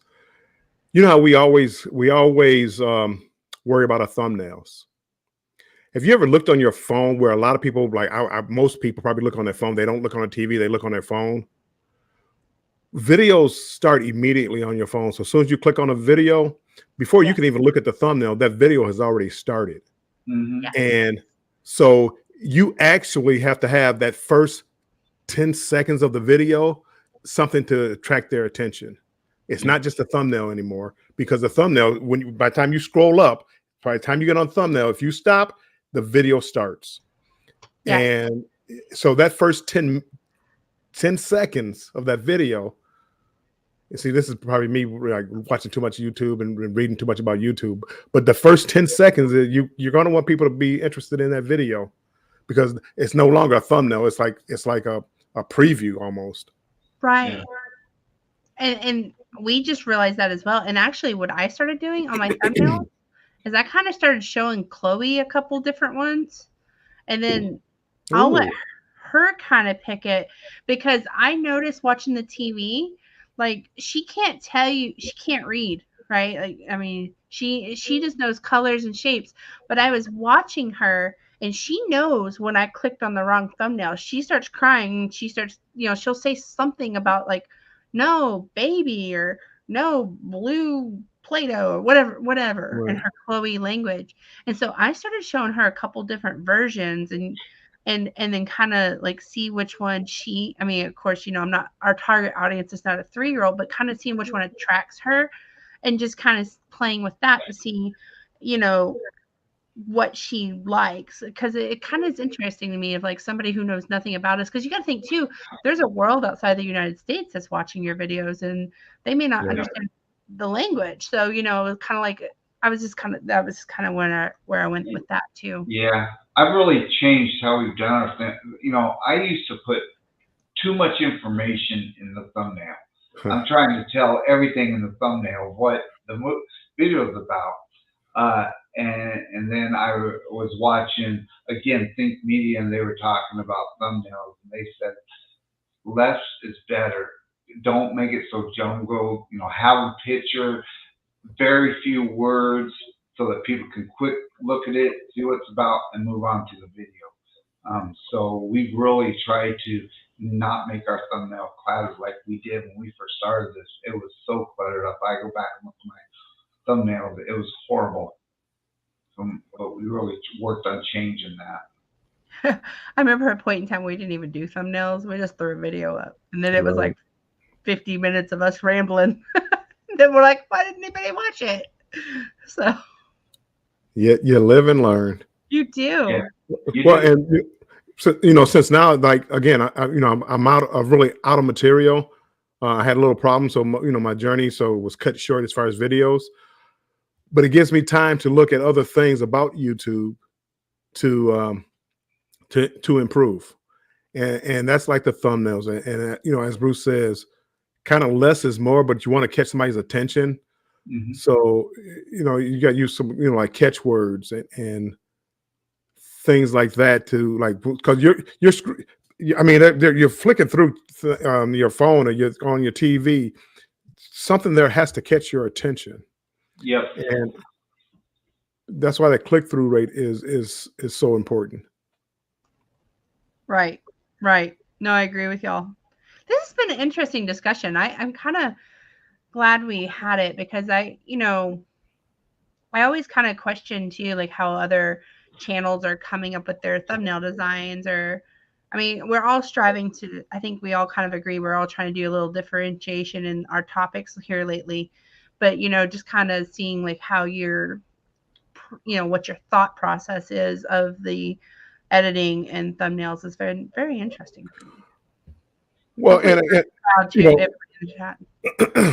I think it's important. And again, you have to be honest to yourself about your video, and you have to have friends that are honest with you that can tell you, hey, Bill, you can't just walk along and film. You gotta do something. Talk to the camera, change the angle, do clips. The single clip walking along, not saying anything is boring. Your friends would watch it, but just think about somebody who doesn't know you looking at that video. They watch it for about 5 seconds. It's like, man, are they going to do anything? Is anything going to happen? So for me, what I try to do is at least break it up. And somebody told me this. This is why I said it, because I used to do my videos like that. Yeah, try to break it up. I agree. I agree with that. And the other thing that we were told, when we first started doing this, that I would do a lot where I'm talking into the camera, talking about stuff or whatever, and then people were making comments, show us what you're looking at and stuff like that. So yes. I'll turn the camera around. I'll still be talking, but I'll be showing the scenery instead of showing my mug. I know I have a beautiful mug, but everyone doesn't want to see it. So. But that's crazy, Bruce, because I watch videos and I'm looking at people and they do well, but the camera is always in their face. It's like, I would love to see what you're talking about, how pretty it is. I would love to see it. There's a balance there somewhere. Yeah. They want to see your face, but they also want to see where what you're looking at. So there's a balance. Yes, and I'm okay with just showing you everything we're seeing, but not seeing us. And I think Andrew's the same way. Like, we'd be okay. I mean, show Chloe and maybe show what we're looking at, but maybe not. Andrew and I don't love being on camera, but we're learning that's what people want too. Like, that's the same advice we've received. Like, well, when you're just talking, we don't know who you are. We know, and so there's that too. It's just like, man. No, I didn't know there was rules to YouTube. I mean, I did, but not these kind of rules. Well, there's a lot of rules. Matter of fact, I think I'm at a disadvantage by you guys being a couple. It's easier to video and have conversation, have banter back and forth with two people than just one person. So I always feel like I'm playing from behind. You guys are so lucky. I agree with that. I can see that because at the beginning of this live, I'm by myself and I'm like talking to myself, like, "Hey guys, how you doing today?" But having a conversation with you and Bruce, it makes a totally different live. The whole live is a different dynamic. So I can definitely see where you're coming from just from that perspective. And two, I love when Andrew and I are going back and forth because he often has a different opinion than I do. And it's kind of, sometimes it's frustrating, but sometimes I feel like it's what you see is really us, you know, like we're two different people. Well, that's why, you know, I love the, like, I do that show with Controversial Cruising, Scott. You know, it's so much fun to have somebody up there that you can actually banter back and forth with than just by myself. Because as you say, you're just talking. It's like, are they, you know, do they understand what I'm saying? I mean, am I boring them or what's going on? Bye, Felicia. Bye, Felicia. Cruise Vet feels the same way. Yeah, I completely agree. You know, our lives and even our videos, when Cindy's on them, and when she's hitting me over the head with the D-doll, but when we go back and forth and stuff, when she's on, we are definitely getting a lot more views than when it's just me by myself. It's hard to just keep it going. So, yeah. So I feel for you. You know, I agree with you, Bill. You do a fantastic job. Yeah. You know, you do. Doing it on your own because it's tough, and when I'm on my own, it's hard. It really is. You know what my biggest problem? One of my biggest problems is, especially like on a cruise ship. I don't want to set up a tripod and film myself talking in front of people. You know, I mean, I just don't want to be on the deck with a tripod filming myself talking. I don't want to be at the dinner table with my camera set up here talking into the camera. I would rather have somebody like cross from me with the camera filming, doing it. They give me the camera, I film them. We get together made for one shot. I don't feel comfortable enough doing that, which I got it. If I'm going to be in this line of work, I got to get out that zone and get uncomfortable and do it. Yep. All right, guys. Well, I'm going to hop off here, but this has been fantastic. I have so enjoyed it. So I have too. I really appreciate you for hopping on and coming to test with me. Absolutely. See you later, Bruce. I'm going to be calling you. I'm going to need some help. Yeah. All right. Sounds good, buddy. Talk to you guys soon. Take care. Bye, Bruce. Have a great night. Be safe. You too. Bye. Cruise Vet. Not just me walking around. Yeah, we struggle with that too. I try. And again, I you know, I think I'm getting some great shots, but I can see how it can get boring. You know, you want to be able to describe what you're looking at, the history of what you're looking at, or whatever, not just, you know, not just filming it. It's like, well, here's a castle. Talk about the castle, you know? I mean, again, there's so much to learn on YouTube. And you know, I've been doing like a year and a half, and man, it feels like I'm not even, or just barely scratching the surface. Right. And I see where when I like we've mentioned before, we're watching some of these bigger channels and I'm trying to like figure out what they're doing. I'm like, well, they're doing something similar. I mean, they just, you know, it's just trying to figure out that blend of like what works for us, you know, like me and Andrew, and our voice, I guess it is, you know, because it's easy. You don't want to keep copying like, oh, this is what I saw so-and-so do and I'm going to do it. But you know, like EECC, I feel like was the first videos we were really watching. And I love that they had a family dynamic. And so it was kind of like their intro to me was catchy. I even liked the song. Lolita Loca, I can hear it across the house. I know he's streaming somewhere in the house, you know. I really loved your intro and I understand why you changed it, but I really love the song. And it's like us, we keep doing different songs because I haven't found that one for us yet. That's what I feel like, because I had a couple different songs and Andrew was like, those are trash. Like, Jen, what are you doing? He was like, you need something with a little more upbeat. Like, it sounds like we're going, like, just kind of find something a little more with a beat. I mean, he was honest with me about it. Well, but again, you know what? And I say I love honesty, but again, some of the things that I look at when I'm watching videos, if you know, like people, if you want me to look at your video, I'll tell you what I thought about it. And if you know, anybody, and that's for anybody, you know, I would tell you, but you got to be willing, you know, if you wanted me to tell the truth. I was just like listening to Bruce right now, and you could hear him talking, and it sounded like he was way away from the microphone. And I'm thinking to myself, it's like he needs to get a microphone, whatever. I don't know how his setup is at the house, but if he gets a microphone, it would be so much clearer. And I'm thinking like him and Cindy have a lavalier mic or something like that. But again, it comes with time, and you don't get everything all at once. But that's why I did a lot of voiceovers. That's why I got this microphone. But when I hear the replay like this live, I like the way it makes my voice sound when I'm talking. It's queer, and it's a little thing, but I picked up on it, and everybody may not pick up on it, may not care. But for me, I care. No, it does make a difference. It's in our list of things. A microphone for us. I was kind of playing with it. I'm a little less washed out today. I've been playing with our settings a little bit. I can't figure out which one is doing it. I'm not sure if it's the camera on the computer or if it's the camera on StreamYard. And I'm afraid to keep messing with it too much and then like end the live. So, but you're on here to learn tonight, so you can do whatever you want to do.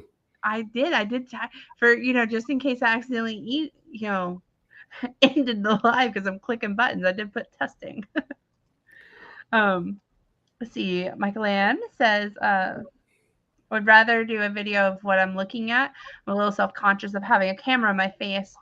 It's enough to be on camera. I 100% agree with you. That's how I feel personally. I actually don't. If you look, we didn't really start doing lives. I was looking at our lives. Our first live was 7 months ago, and then we would go maybe once a month, and then until about 3 months ago, we started doing more lives, and that was just because I knew we're having a bunch of watch hours going away soon. I'm also one. It's like I'm very self-conscious, and I'm like I don't like being live at all. But again, I'm the same way. But I know I have to do it. But it's like, even like me, Mike, again, I was saying something about Bruce. I look at myself and you see the glare, like in my glasses. I have to redo my lighting because that glare in my glasses is annoying. And I see it. It doesn't bother me, but it bothers people. People have mentioned it to me before. So, there's just so many things to work on.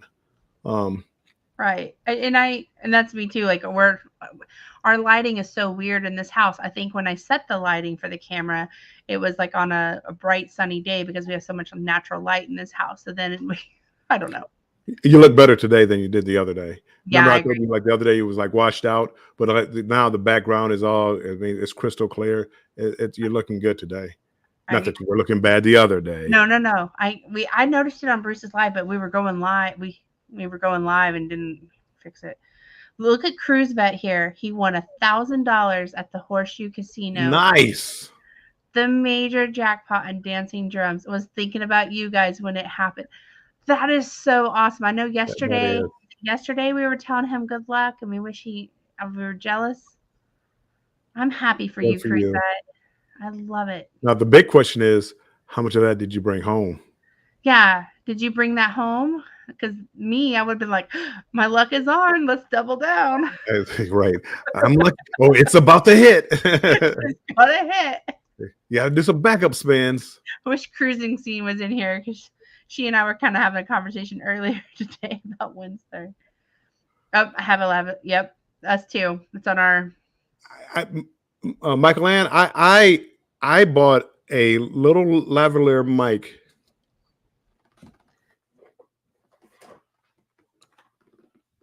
Whoops. This right here. What's this upside down? Right here. It's 2. And it worked. I did a video on it. I tested I got off of Temu. It was like $5. I haven't tested how long the battery lasts and the true distance. But I walked, I don't know, 10 to 15, 20 feet away, and it still picked up. I haven't used it in a video yet, so I don't know exactly, but I did a test video and it worked, but it was only let's say $7. I got 2 microphones. You could have got 1 microphone for $5 maybe. 2 microphones, it was like about $8, and off of Temu. And it really, I was real surprised. The only thing about this microphone is I got the one where they have two mics. For let's say I bought that for $8. For $12, you could have had it where they have a charging stand, so you plug the mics in there and plug the charging stand in. It charges both of them at the same time. The one that I have here, I have to plug up each, and so I have two mics. I have to plug them up both separately. So I should have spent the extra $2 or $3, but I didn't really know what I was doing at the time when I got them, to be honest. But the sound, it was so much better than just using the phone from a distance. The phone, if you're close, it's not. I mean, you probably couldn't tell. But if you put the phone away from you a little bit, kind of like what Bruce sounded like tonight, you could hear he was away from the microphone. This would have brought it in, and it would have been a better sound. Not that it's a game breaker, but I mean, again, the Temu, and it was a couple of dollars. Yeah, I got these. Let me hold it in front of it. These Temu, whatever, earbuds. Yes. $3.95, and they last a couple of hours. They've been good. Because I'm gonna be honest with you. Like, we bought the expensive kind and lost them, or Chloe's hidden one. No clue where it's at. So, anyways, I was like, I'm just gonna buy a $3, and I thought I'll leave these out on the desk, and then that way, if she steals them, it's $4. Yeah, no, she doesn't mess with these, and they've worked pretty well. Well, and again, I'm afraid of losing stuff. I mean, $150, I'd be so afraid of losing one of them. Yeah. Or the charging kit or box or whatever. And no, I would do the cheaper than I can, and they worked. But that's why I was so pleasantly surprised about the lavalier mics. I was so surprised. We actually bought a mic for the GoPro, I think it is, off Amazon, Panda or something. But the trick is you've got to take it out of the room for it to work, not leave it on the ship on your excursion. Yeah. Well, again, and that's why I try to keep all my stuff. My desk in my cabin has all my electronics sitting up right there on the desk. Yeah. And then when I get ready to leave, everything's right there. I try not to put anything in a drawer, underneath a shelf, or anything like that, because I will forget it. But this is the microphone right here. It comes with a little clip right here, and let's see if I can put it on real quick. You clip it on, and now you're good to go. And the sound quality, it was $7 or whatever it was. It was really cheap, and it actually sounded good. I like the mic you have for your lives, though. We're just gonna wait on the mic, though. Yeah, I forget it. I didn't $50, I think I bought it, but again, yeah, it's nice. It's because I did a lot of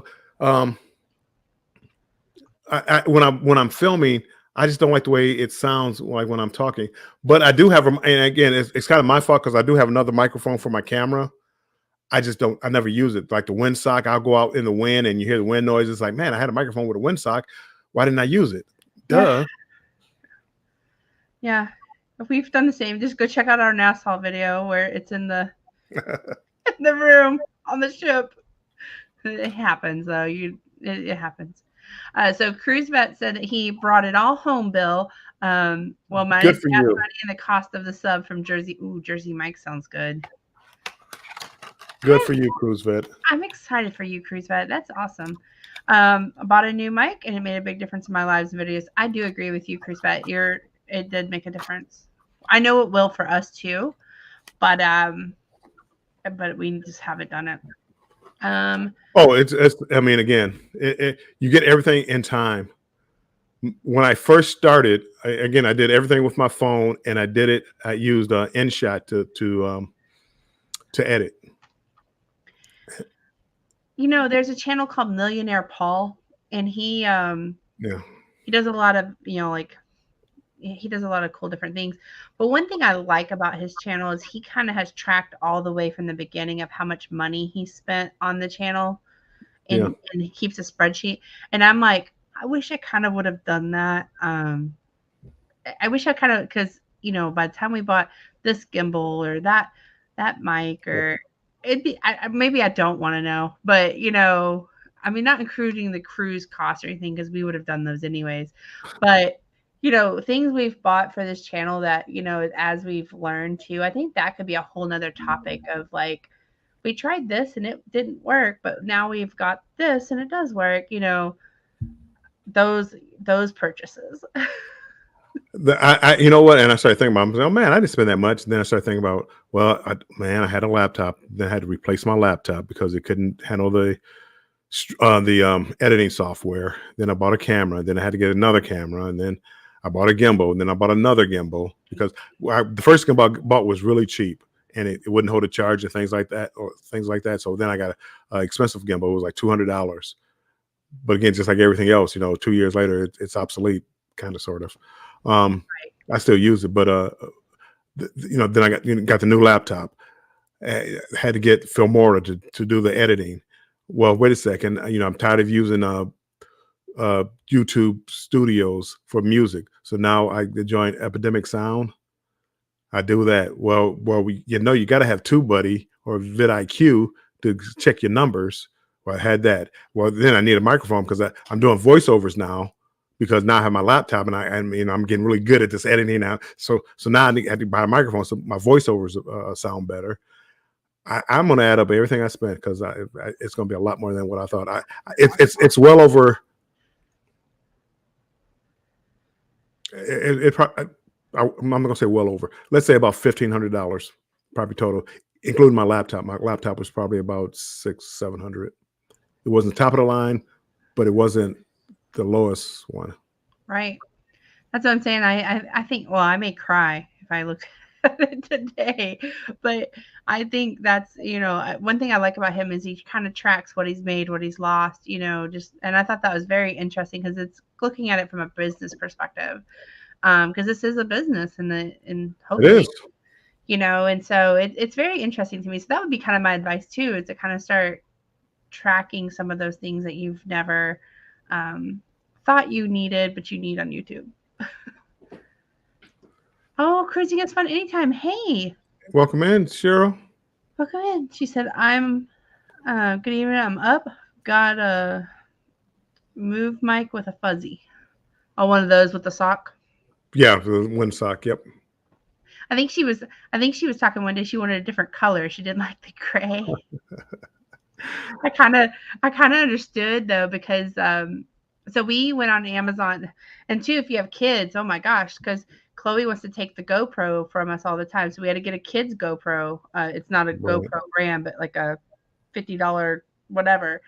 And then we got her little purple thing, like Andrew holds, like a gimbal type thing, because again, hers are all the cheaper versions. But right. For her stuff, it was like, oh boy. Because, if not, then like you're trying to film something and she's like, little hands are reaching up trying to grab the camera. Nancy said she spent a lot of money too, investing in my equipment too. Yep. Those are well, things. Yeah, I did everything from my phone, but then when I started doing the editing, I needed a laptop. I had an old laptop, and it's like, man, this is going so slow. What's going on? It's bogging down and da. So I wound up getting a new laptop, and knock on wood, it's no problem. Yep. So far, I bought a new GoPro, better desktop to do proper editing, a new mic, a subscription to Filmora, Restream, PicMonkey. I don't know what that is. It's probably like Canva. Yeah. Okay. Matter of fact, I forgot about StreamYard. I pay for StreamYard. Yeah, we started paying for that too. So you do, again, and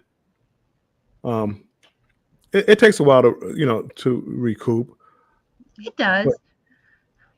I mean, that's why I don't want to get burnt out on it. Like, I know we're in a grind, but like after that, I told Andrew, I'm like, I really kind of want to have a plan. I want to that's why I've been looking at content calendars and talking to some of my friends that have marketing degrees. Like, how can we really, look at this a little differently? Um, and I'll share, as I kind of test things out. My friend gave me some good ideas the other day, and I was like, I didn't think about that. Well, I didn't think about that either. Oh, well, I could do that. So she was kind of pointing out some things, and I was like, that makes sense. Things that just it's there, you just don't think about. So Cheryl is almost at her 3,000 watch hours. Congratulations! Sweet. Yeah, our watch hours are really growing. That's awesome. That's awesome. And you're close on your subscribers too, correct? I think last I looked, you were like 7 something or 8 something. I haven't looked. Last I checked, it was like 7 something. So she would be partially monetized. That is so cool, Cheryl. Congratulations. Oh, and the cost of the cruises. How could I forget that? See, well, do you count them because you're, I think we would have gone anyways. If I was doing my taxes, I would count it, but I don't know about just regular. But I still would have went on the. I still would have I would have gone on the cruise anyway. I think so. Us too.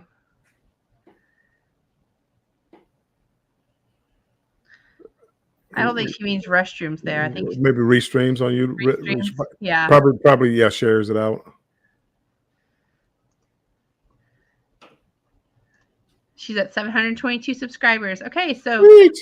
Cheryl, #Nation, and then that way you could drop your channel link, and then anybody who's in the chat, if they're not already subscribed, hopefully they'll subscribe to you. You probably have it already, but if not, again, it's not a sprint, it's a marathon. So the thing you're gonna want to make sure you do is get people that want to view your channel. Having gaudy numbers and as far as subscribers won't do you any good if nobody's watching. Right. I mean, again, you could have 2,000 or 3,000 subscribers, but if only if you're only getting 20 views on your lives or your videos, I mean, what good are you? I mean, it's not doing you any good. It's not doing your channel any good because you got a lot of empty subs. So that's why, like now, once I got my 1,000, again, before I had my 1,000, anybody who wanted to sub, please do. Yeah. Once I got my 1,000, I stopped. I started being a little more picky.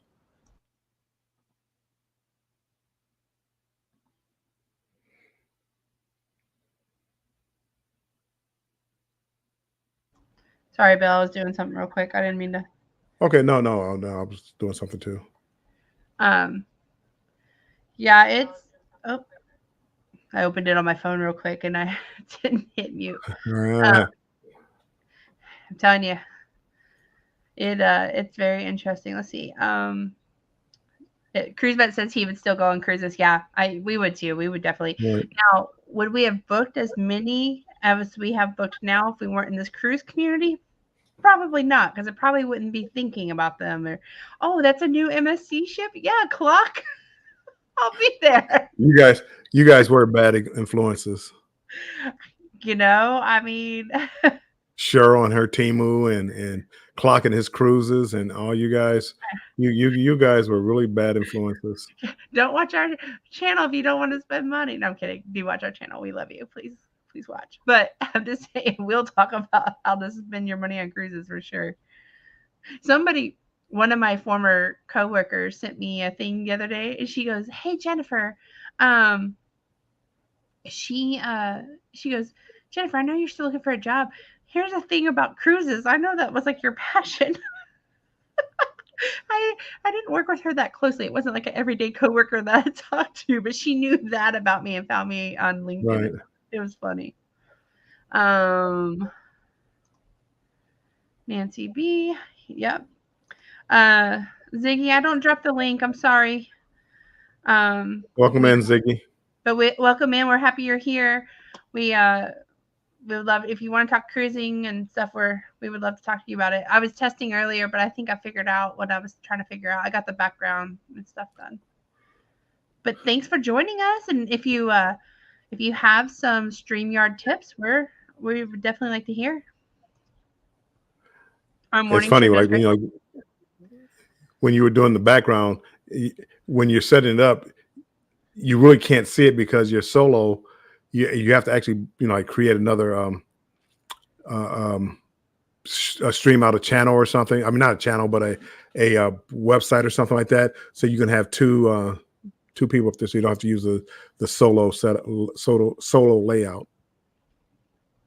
That's true, because I could only see myself. So then I was like, Yep. did it do it? And then that's why I sent you and Bruce the links. That way y'all could maybe hop on real quick and see if it worked. And that's why I used to do it like late at night. I used to do the late at night, so I could do all that and do it live, because sometimes it looks different if you're not live. Yes, and that's what I was in here. I was watching Griswold Family Vacation and Vacay, and I was kind of playing with StreamYard, and then I was clicking on things. I thought, you know what, I'll just go ahead and create a live. I have a test one that we have all the time, but I was like, let me just go ahead and go live and see if things are working, because you just never know. My luck, I'd go live with Sherry and it would not work. They're already subbed. Streamlab is cheaper and better. Streamlab, I always had a problem. There's a learning curve. I do think it's better. I got a good deal on StreamYard, so I don't think it won't be cheaper. But I do think it's better of how you can customize your screen and different things. But StreamYard does, for what I do, it pretty much does what I need.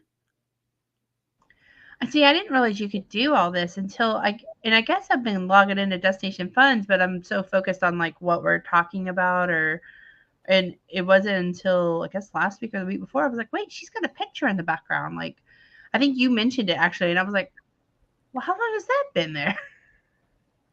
And then like y'all do the countdowns and stuff, and I don't do that. So I was like, okay, I'm gonna get on here, and if we're going live like we are, I need to learn some things. Well, you just download a countdown timer. A lot of times people will add music. You're creating a video, so you're creating a countdown video. So you get a countdown video, add the music that you want to have to it, download it, and you can put it over there on the side. I forget what it says, like brand or something like that, and then it'll have like videos, overlays, and all that other good stuff. I found that today. I hadn't clicked in that, so that was kind of interesting. One thing I know, some channels have like custom countdowns where it's like their different trips or contents, and they're counting down the minute or two, whatever it is. I thought that was very interesting, and I kind of want to look at doing something similar to that. I think that'd be kind of cool too, because I always thought like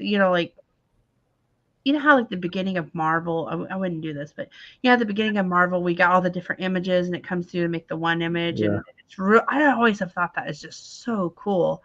And I thought, man, that'd be kind of cool to just different puzzle. I think JNS did something really cool like that, where they had it made like a cruise ship logo or something. It was really cool. Not trying to steal their idea, but I'm just saying, I think it'd be kind of cool to do something where it's a lot of pictures and movement and kind of get that attention, I guess is what I'm saying. I got a strike on the music I paid for. Oh, goodness. A strike or a claim? Claim. Probably a claim, Nancy. And when you say you paid for it, say again, if you use a service, say I use Epidemic Sound, I can download all the songs I want and use it. However, if I let that subscription lapse, where I don't have it anymore, I can no longer use those sounds. So in other words, you're not buying the song. You can only, if you use it while you have a subscription, you can use it, and you use it forever. Probably they tell you how long you use it for. But if, let's say, you downloaded a song from a service, you once your subscription stopped, you can't use that song anymore. I used the song on YouTube Shorts one time, and they let me do that on YouTube Short, but they would not let me use that song on my YouTube Live. I'm sorry, you was it live? Yeah, it was a live, because what I did was I played that short on my live, and I got a copyright claim, so I had to delete that song off of it. Yeah, that we've gotten a couple claims, and we actually are kind of going to go through.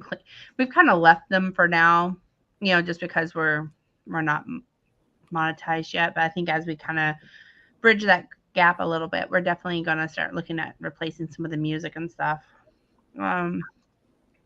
Cruzette, yours is one I saw where you're like sailing out of Galveston or something. I thought that was really cool. Like, I thought it was different. That was what it was. It was different. I liked it. Oh, hey, Darian. Hey, Darian, welcome in. I like his picture. He's eating spaghetti ice. We pay every month. Okay, so they're paying. Okay. Like what you were talking about.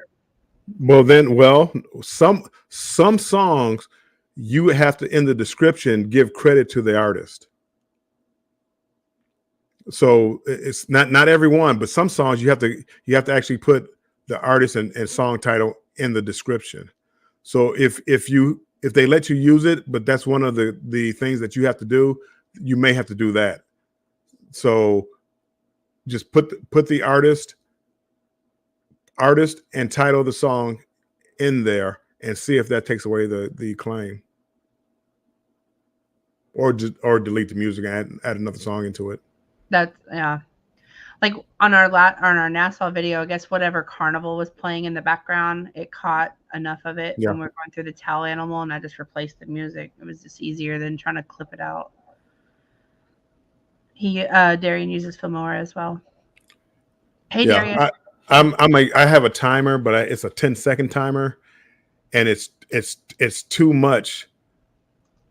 It's too short to try to like actually use, because I can't time out the 10 seconds. You know how you hit the live button? Mm-hmm. Well, by the time I hit the video, it's already playing. I mean, is it going to catch me? And anyway, I need to make it about 30 seconds long. And that's what Sherry does, and I appreciate that, because it kind of gives me like let me look at my hair real quick. Let me fix my glasses before I do it. Whatever. Appreciate it. We haven't been doing that, so that's why I was like, let me play around. Hey, Darian, if you want to drop your link, it's #Nation. I don't know if you've been in here in a while. I actually, and then also have a outro, which I'm going to change. Did I tell? Oh, I showed you. I was going to say I came up with that. We went through that slogan. I mean, whatever. Stay strong, embrace the journey. I loved that. I love the saying, but I also loved how the picture you used and the whole placement and the color scheme. That was what I noticed. I mean, I knew the wording was there because that's what we talked about in the live, but I really liked how you did that. Yeah, I really did. I really appreciate it. Yeah, that I mean, I always change up everything. So, but I didn't like mine. It was too plain, and I didn't have a catchphrase. And you guys, every time I hear you guys, Andrew says, say your ending.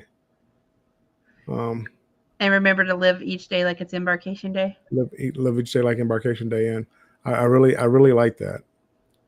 I do too, and I don't even know how we came up with that. Like, I really don't. I think we were just kind of like. I think it was just like something. I think we were even playing around the car. Like, I just want to live every day like it's embarkation day. And we're like, hey, that'd be kind of cool to use. It's, because we've changed our YouTube name a couple of times. We've changed everything. Our banners. I mean, we right. Definitely get bored. Good night, Cruise Vet. Good night. Congratulations again. Yes, he's going to bed a winner. He left a winner and he's going to bed a winner. That is such a good sleep. But #winning. Winning. Winning. But That's really yeah. cool. So while I have Bill up here, do y'all have any other questions? Because he's got some good feedback.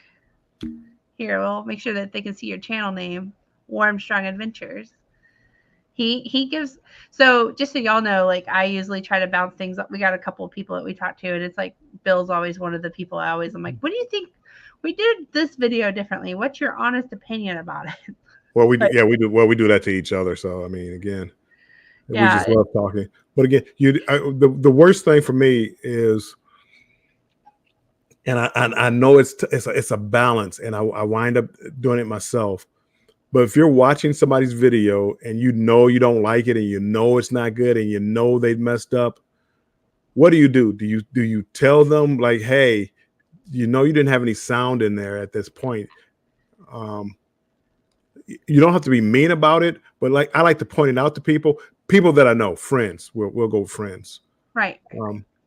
But again, but that's to me, that's how you get better. It's like, well, just like when I was saying, like tonight when I was talking about Bruce and the microphone. I mean, Bruce I consider him a good friend and talking, but I think the microphone would make his channel would make it better. Not that it's bad now. But again, I hope that if he says, "Hey, Bill, you know the lighting in your glasses, if you could do this to get the lighting out, I think it would be better."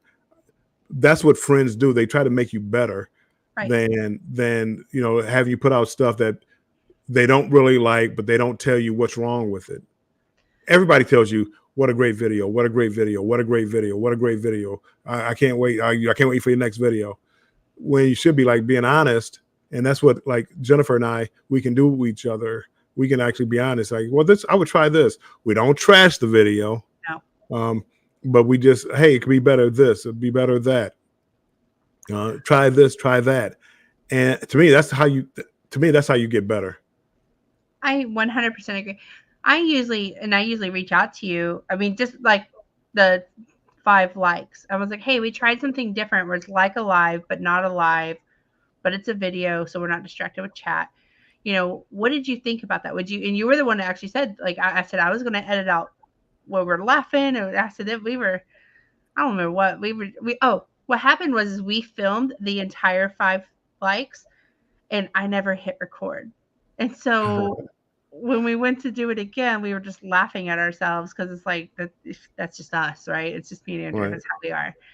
Always a hot mess. And so we were just laughing so hard, like, because it was things we had already said, but it actually, I think, made the video a little better because we were in such a kind of a like spirit about it, like. Well, it was a natural, and that's what I see. Like when I see couples and stuff, the ones that I like are the couples that are like having fun doing it together, and that's what catches my attention. And you'll have some couples where everything is scripted. Yes. It's nice. Don't get me. I mean, it works, but I like people like being honest, and I like being natural, not just reading. And I think it went well. I think it looked good on film. Thank you. Or I'm sorry, it's not film anymore. Whatever this is. It's film. It's video. I think we're also like at this point too, where we're wanting to kind of elevate our channel. Like we were at a point last year, it was just like, I hope people will like us. And we were still trying to figure out, like, are we going to do Disney? Are we going to do local festivals? Are we going to do it all? Like trying to figure it out. And then, in January, we kind of made this pivot, like, well, we're going to just mostly do cruising. I think this is kind of where our niche is. It seems to be where people are finding us and they seem to like us more here.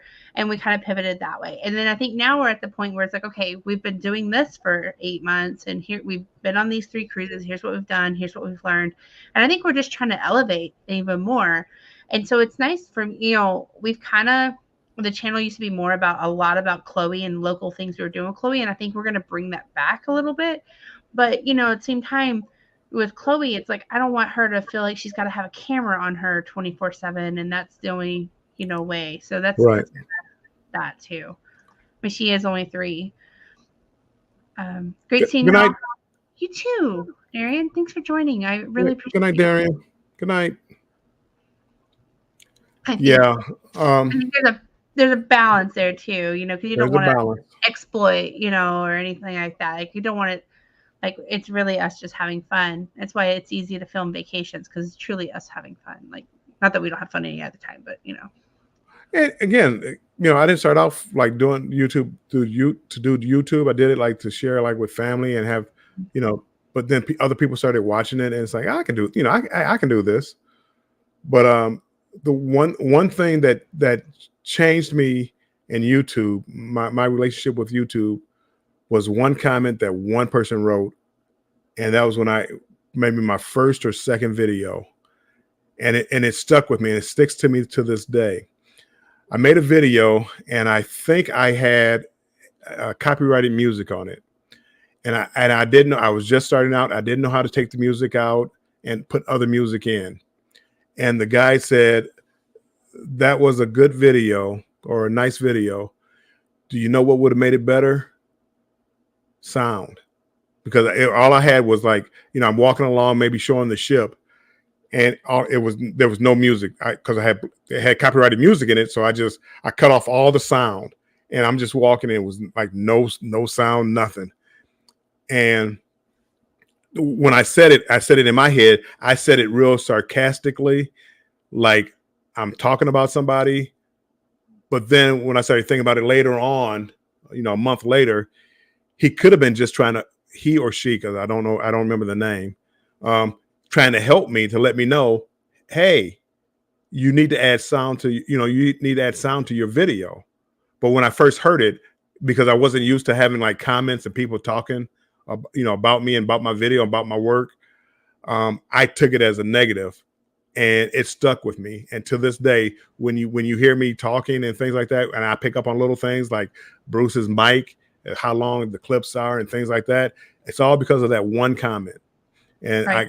I get real conscious. My wall behind me, I used to do what Jennifer, I used to do what you did, but I got tired of like trying to hold stuff up and you couldn't see it because of the virtual background. So I wanted to get rid of that. The wall behind me is just real plain, and somebody said how plain it was. So that's why when I put something up, so it's not plain, so it looks like something's in the background. You'll see me move my hands a lot to show. For some reason, people like to see you talk with your hands, so I talk with my hands. I've noticed I do it too more. I'm like, I feel like, you ever seen that video where it's like his hands? He's like, I don't know what to do with my hands. I feel like that's you me. see me like playing with my beard. Well, I don't play with my beard, but you know, I notice I'll be like this sometimes with Jerry, or you know, your glasses, mine are the same way. My glasses are loose, so they've dropped down. So I'm constantly pushing them up. I know that I do it and I hate it, but if you want me to read your comments, I have to have them on. I didn't have my glasses on this morning and I couldn't read any of the comments. I was like, it was a big blur. And I was like, well, so I have them on so I can read, but I'm fighting with them because they're loose. Like I need to just go get them re-straightened. I think I can go do it. That's I need to. I just haven't done it. An annual appointment because I'm due, and it's gonna be a whole ordeal. So I was like, I'll just deal with like. Well, you can always tell I'm nervous because I start picking up stuff and moving stuff around and playing with this, playing with that, and it's like, oh my goodness, I need to stop. I do too. Or my family member the other day was watching one of our videos and she was like, "Were you nervous?" And I said, "Yes." I said, "I'm nervous every live. I hate going live. I really do." And she's like, "I didn't know that until I saw how much you play with your ring." And I'm like, I know I do it, but I don't realize I'm doing it in the moment. It's just like a nervousness. It's like I just kind of spin it around and I don't mean to do it, but I'm doing it. And I know I do it and I'm trying to get better. So now I'm trying to move. I'm trying to like put my hands like somewhere else, but then like I keep hitting the laptop and stuff. So I don't know. I'm a hot mess.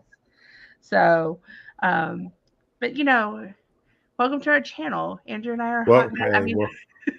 It is what it is. That should be our slogan. Instead of each day, live each day like it's Embarkation Day. Like, welcome to our channel. We're a hot mess. You've been warned. I do. And again, matter of fact, I've been saying it for the longest. I want to get with you guys to show me, so you guys can show me how to set up the spread shop. Is that what it's called? The swag shop. Yeah, I need to work. Ours is not. It needs work. It needs work. A lot of work.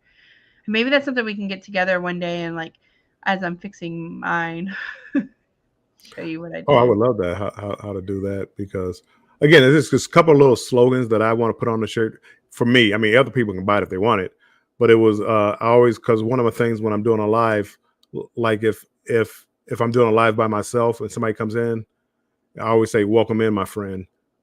You do, and something like that on my shirt. And then I also wanted to stay strong, embrace the journey, with my logo in the middle. I want to put that on a t-shirt and offer it. I don't know that we'll keep. So we went with Spreadshop because they if you have like a YouTube channel, they would let you have it for free or something. But I've been hearing some of the others talk about the different companies. So I haven't really done my true research on that, to be honest with you. It was another channel that we watched. He had Spreadshop and we liked how his stuff looked. So that's what we went with, kind of based on that. I'll be honest with you. The reason we set up our swag shop was so that way we could order stuff with our logo on it. Because I wanted to order Andrew some like of those, like those dry fit type t-shirts for the because we're in the water a lot at the beach and stuff. And so I wanted to order him some with our logo on it, just so like at Half Moon when he's live or not live, but filming or something, it would have our logo. Or it was just some thoughts I was playing with, and it allowed us to kind of order it to do, samples. And so that's kind of why I did it. I really need to work it out, because I ordered Andrew like a backpack. It's like a laptop bag and it's got our logo on it. And it's big enough for our laptop and the couple of the cameras and stuff, so that it's easy for him. But it has Embarkation Nation on it. That was really the reason why I kind of set it up, is because I wanted to get the samples to see the quality, and then two, like have some things with our logo on it for the crew. So I've been looking at some other stuff. I'm just trying to, I feel like it's a little, anyways, I have thoughts on it, but I'm just doing my research on it. So we may change our Spreadshop. Okay. But yeah. Well, I still might do this, get my free samples. Well, they charge you, but it's discounted. You're paying basically for the item, not the. Okay. Yeah. They may do some free samples, but they did not do the laptop bag free. No. I'm not that, but yeah. Whatever, but a magnet cup or whatever. I mean. Right. And well, I was like, and so it looks like our Spreadshop is really busy, because I was just adding, I added some stuff with a teddy bear where it had like the Embarkation, the little teddy bear has a t-shirt with Embarkation Nation. And I thought, well, I'll order Chloe a bear with an Embarkation Nation on it. And I never did it, but right. Then she could, because she takes her Build-A-Bear, she takes the clothes and moves them around. So, I don't know. I just had some thoughts, but I haven't completed that thought yet, to be honest.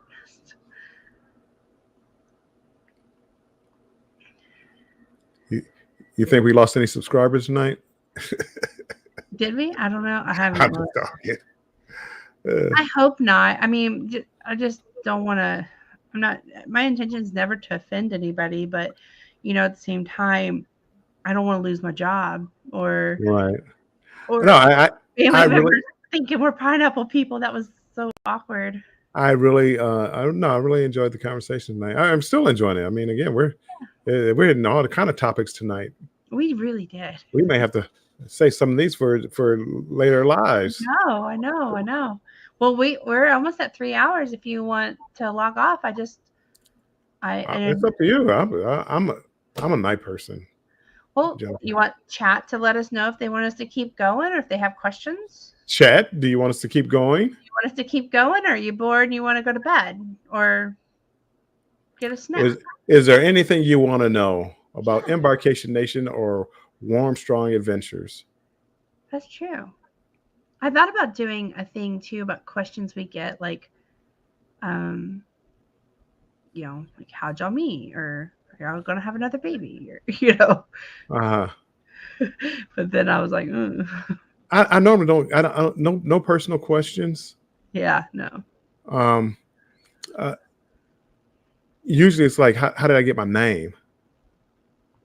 And it was like, well, mine is so simple. It's like first initial, last name. So it was like just so simple.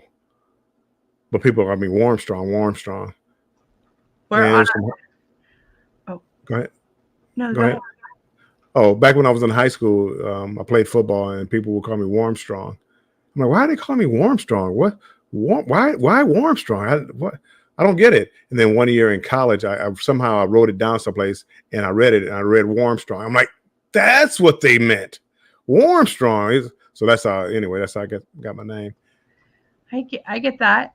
Hey, on deck with CB. How's Alaska? Are they in Alaska now? Congratulations. Nice. Well, I think so, because I've been kind of seeing them on Facebook, and they've had some really cute pictures of holding like ice and doing some cool, fun things. I love Alaska. I do too. That's again one of my favorite cruises. Cold. Oh boy. Is now what's the temperature like? Because I went in the beginning of May, and it got cold at night, maybe about 45-ish, but during the day it was like, I don't know, 65, 60, 65. It was pretty nice. It was hoodie weather when I was there. Juneau. Oh, Juneau. If you know, you Juneau. Yes. And now where the Red Dog Saloon is, that's where they do like Alaska Brewery, and yeah. Oh, 51 and rainy. Ooh, then it is cold. It never rained. I've been there twice and it has never rained. One day it sprinkled, but I never had to get like a poncho or raincoat or anything. I've been lucky. Can you hear Chloe's hamster?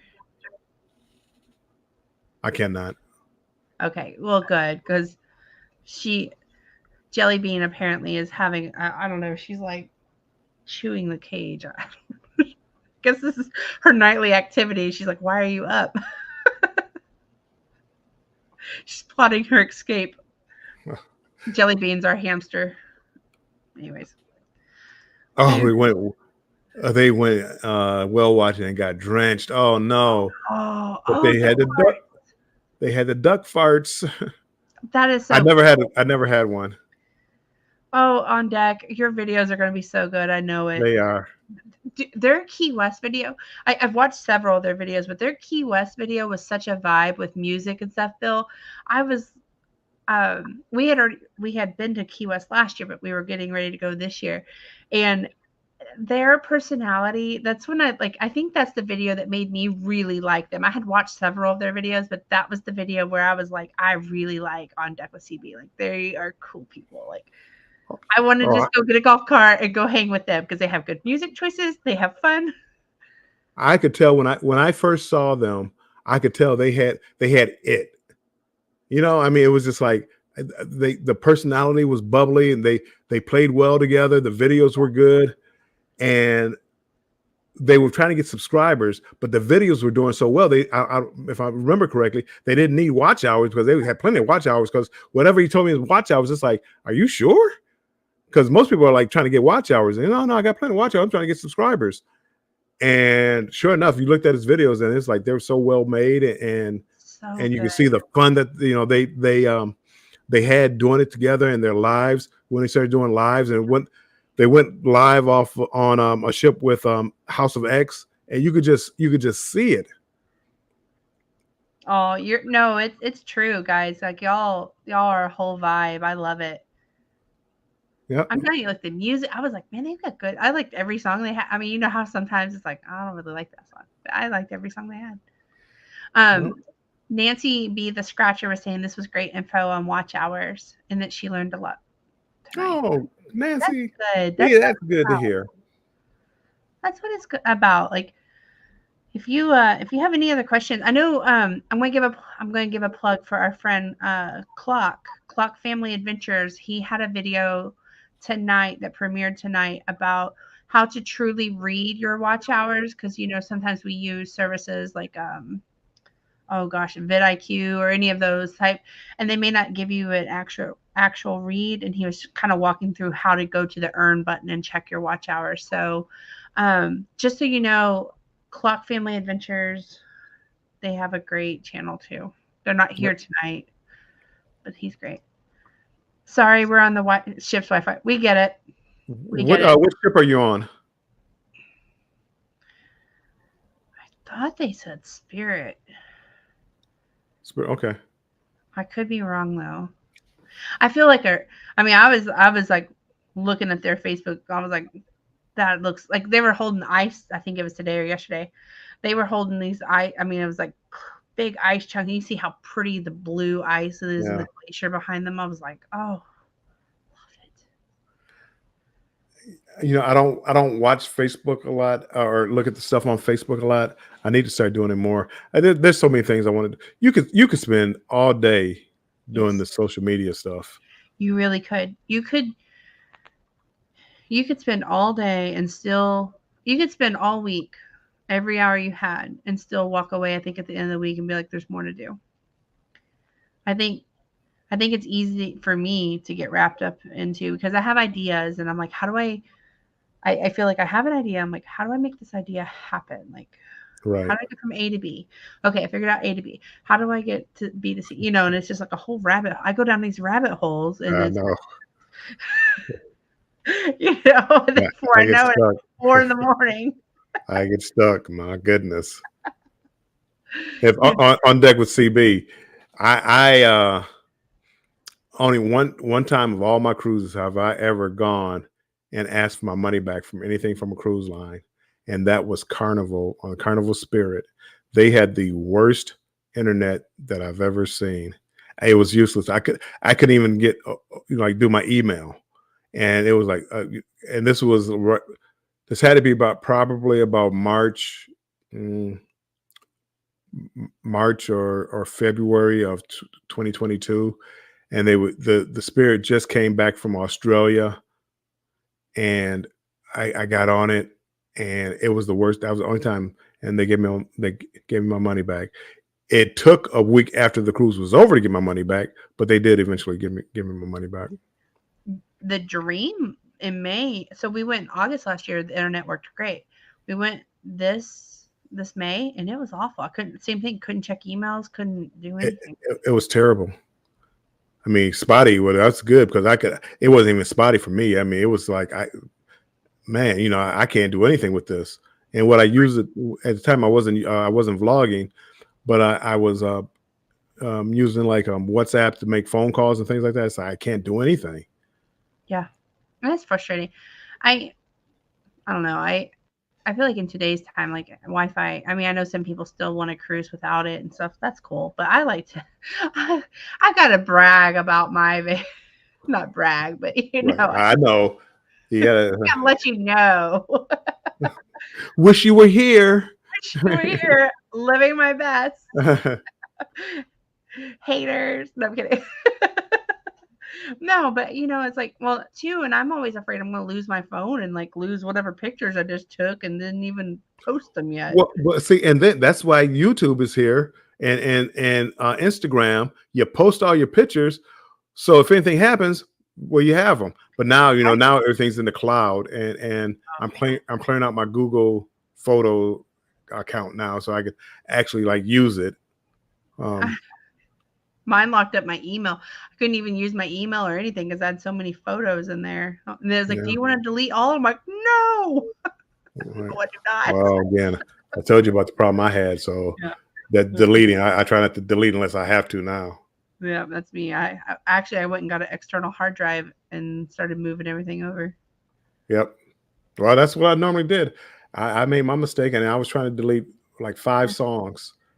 And somehow I clicked on an entire file, which had everything in it, and deleted most of my stuff. So taught me a lesson.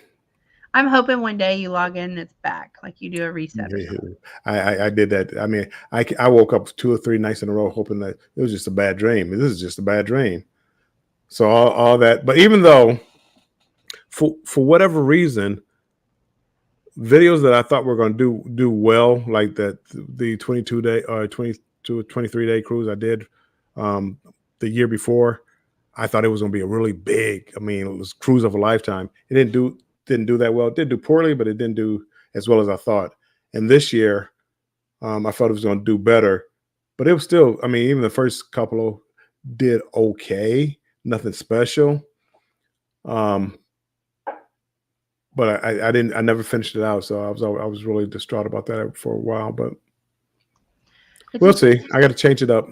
I go on a booze cruise and see. Well, you're gonna do a long princess cruise. I feel it. I almost canceled the Jubilee. They have a 34-day Antarctica cruise in December. Wow. I almost canceled the Jubilee. I don't think I'm trying to encourage you because I really look forward to those videos. But what an experience! It is. It's. I mean, I forget about the videos. I mean, just the cruises that I've been on. I've had so many bucket cruise ports in the last 2 years. It's unbelievable, and I shouldn't be that lucky. I shouldn't be that blessed. You know, again, I don't deserve it. But I'm taking it though. But my goodness, and your aunt and uncle, they're going on the 31. Now that's another one. So that one is it was Japan, Guam, I believe, and Tokyo. That's but Japan, but yeah, Guam, Okinawa, but Japan. But it seemed like it was someplace else too. You're going to Alaska. They do Alaska. It does Alaska. Yeah, I don't even remember all the ports, but they invited us, but it's $10,000 for Andrew and I to go.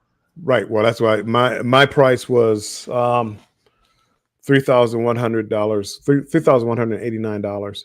And I never got a deal. Well, it's still early, but I'm gonna say this: as much as I look forward to your adventure on the Jubilee, I don't think I would be upset if you went to Antarctica. I mean, I'm just saying. I mean, for the price would be right. I would really consider it. The Jubilee is going to be. The Jubilee is going to be like the most expensive cruise I ever had. Exactly. And that's it. You've been on Mardi Gras and Celebration. I'm not trying to talk you into anything. That's, I still, no, there's so many people I want to meet on the Jubilee, which is why I kind of want to still go. Yeah. Just like the booze cruise. Just so many people. Yeah. What I really want to do though is like get with like Edna's World, Life with V, Meet and I, and do some of their cruises to meet a different crowd as far as YouTubers, and they seem like they have just so much fun on their cruises. I agree. I agree 100%. I think that's where we're at too. We've been kind of looking at more Disney vloggers, honestly. And I know Destination Fun is too, and that's why she's brought in the Saturday mornings are going to kind of be more about Disney discussions, which I think is very interesting. And I mean, we've been looking at Disney too, and it's like, there's Disney cruises, and there's a whole new niche there. It's like we haven't met. I was looking at some names the other night, and I'm like, man, their channel name looks cool. Just kind of, going down the rabbit hole, snooping around, like, what's your YouTube channel about? Well, and it's so, and again, it took me. I'm sorry, it took me a long time to realize it, but it's like I do know a little bit about cruising, and if I talk about it, there's a lot of people out there that listen.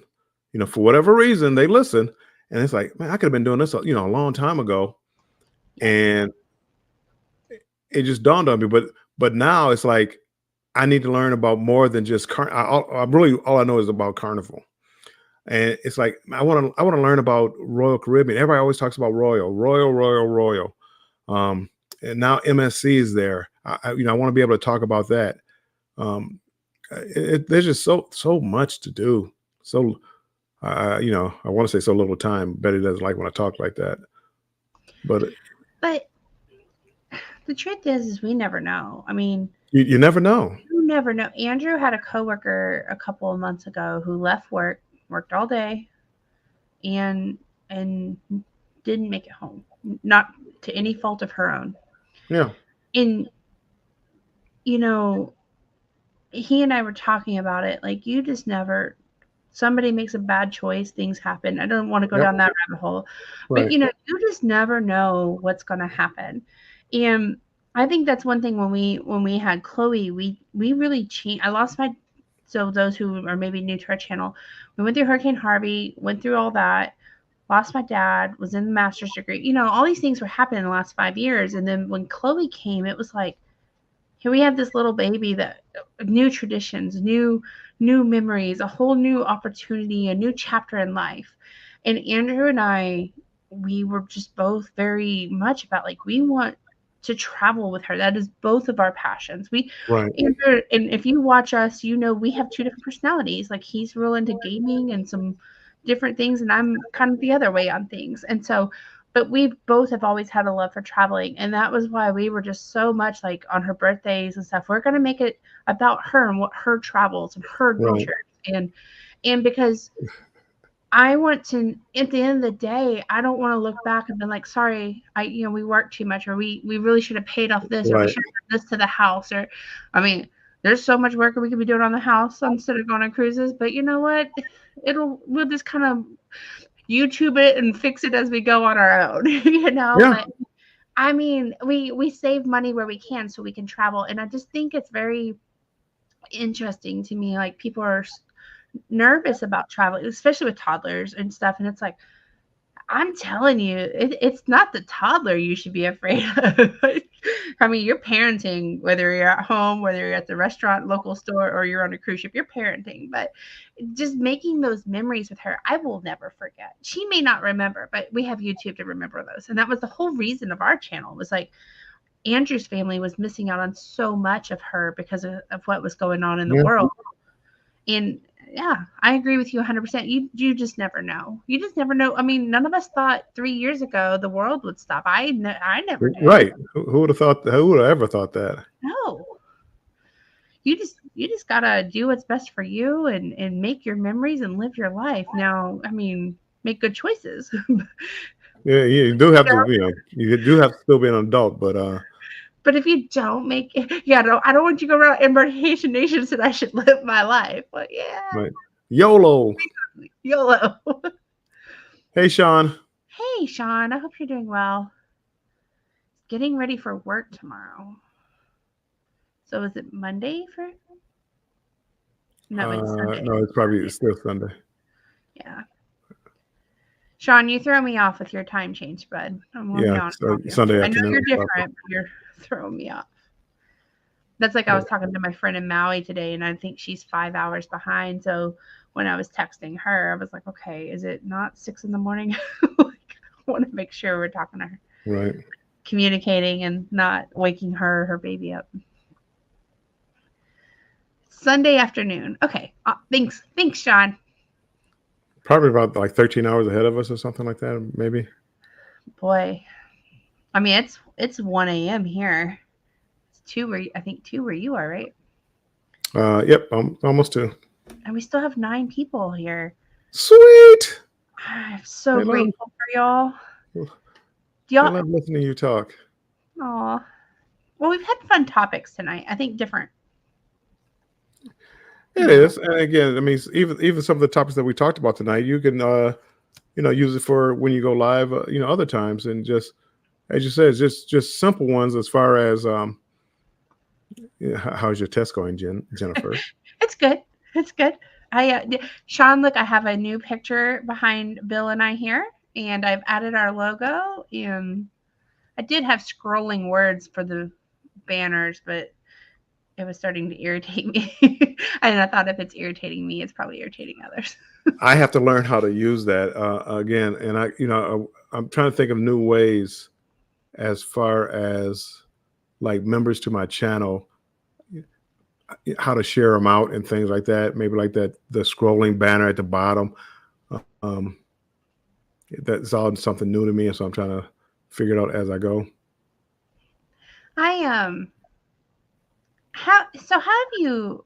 How have you liked the membership journey? Because Andrew and I have talked about that, like if we would or wouldn't. I don't really like it. I see Okay. people do it, and I said I wanted to try it. I don't really like it.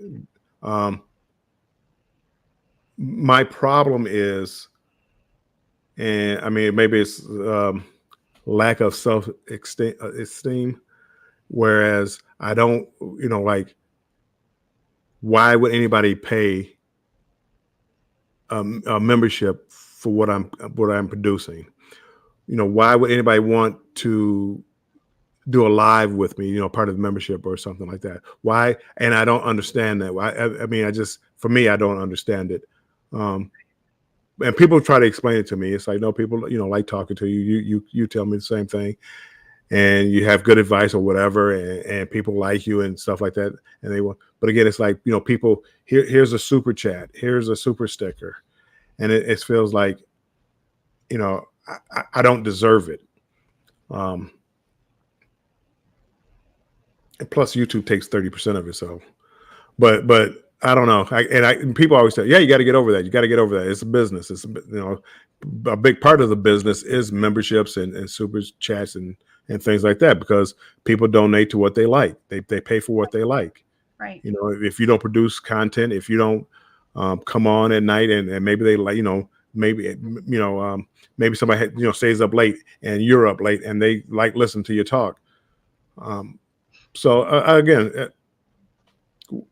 I don't know. I mean, tell you the long story short, I don't know, but I'm trying it out and we'll see how it works. I think it's an interesting concept, because we when you mentioned it, we were like, well, it's one of our favorite channels. We're gonna go support. And I see that, but I can also see it the other side of the coin, like, because me and Andrew were having that discussion today. Like, I feel like we should kind of, we're approaching certain milestones with our channel, and it's like, do you want to do this? Do you want to do that? What would we do? Like, I kind of want to start talking about it now. And we're both just kind of like, I don't know. Well, what do you think? I don't know. It's like, well, I'll ask Bill. Bill. And again, I never gave it any thought. I'm just starting to think about it now. I probably should have done it like back like you are now when you're approaching the milestone, but I never did. My whole thing was the milestone, and once I got to the milestone, I just took a deep breath, and I was just so happy to be there.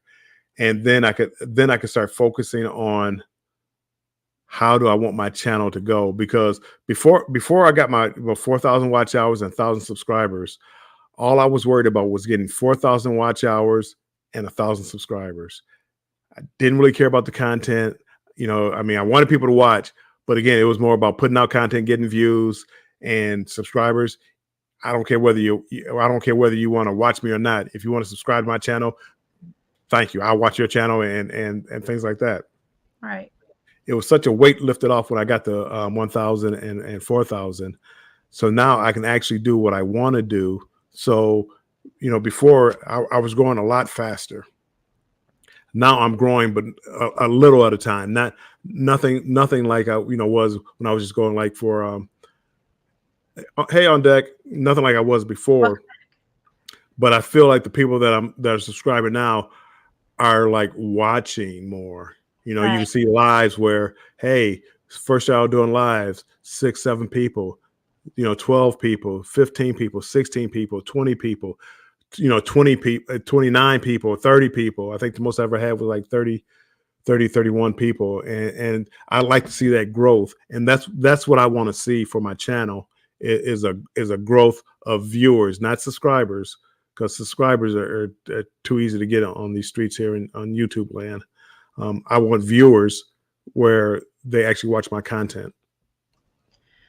I I agree with you. And I think once we hit our number, it was like kind of like, oh goodness, we hit that. So now we're Yeah, working on the other part. So I definitely can feel you on that. I think too, it's like I think we still kind of struggle with like when we first started this channel, we didn't even think we would have anybody watch us. It was like, exactly. mom, dad, well, mom, Exactly. grandma, whatever, and a couple of friends like, hey, we started Andrew's at the park, and it was kind of we've had discussions on it, like our channel's kind of evolved. We had a name you couldn't even pronounce for a while. Like people would be like, hi, traveling with we'll see people like, oh, skip over that comment because I don't want to upset them and not say their name right.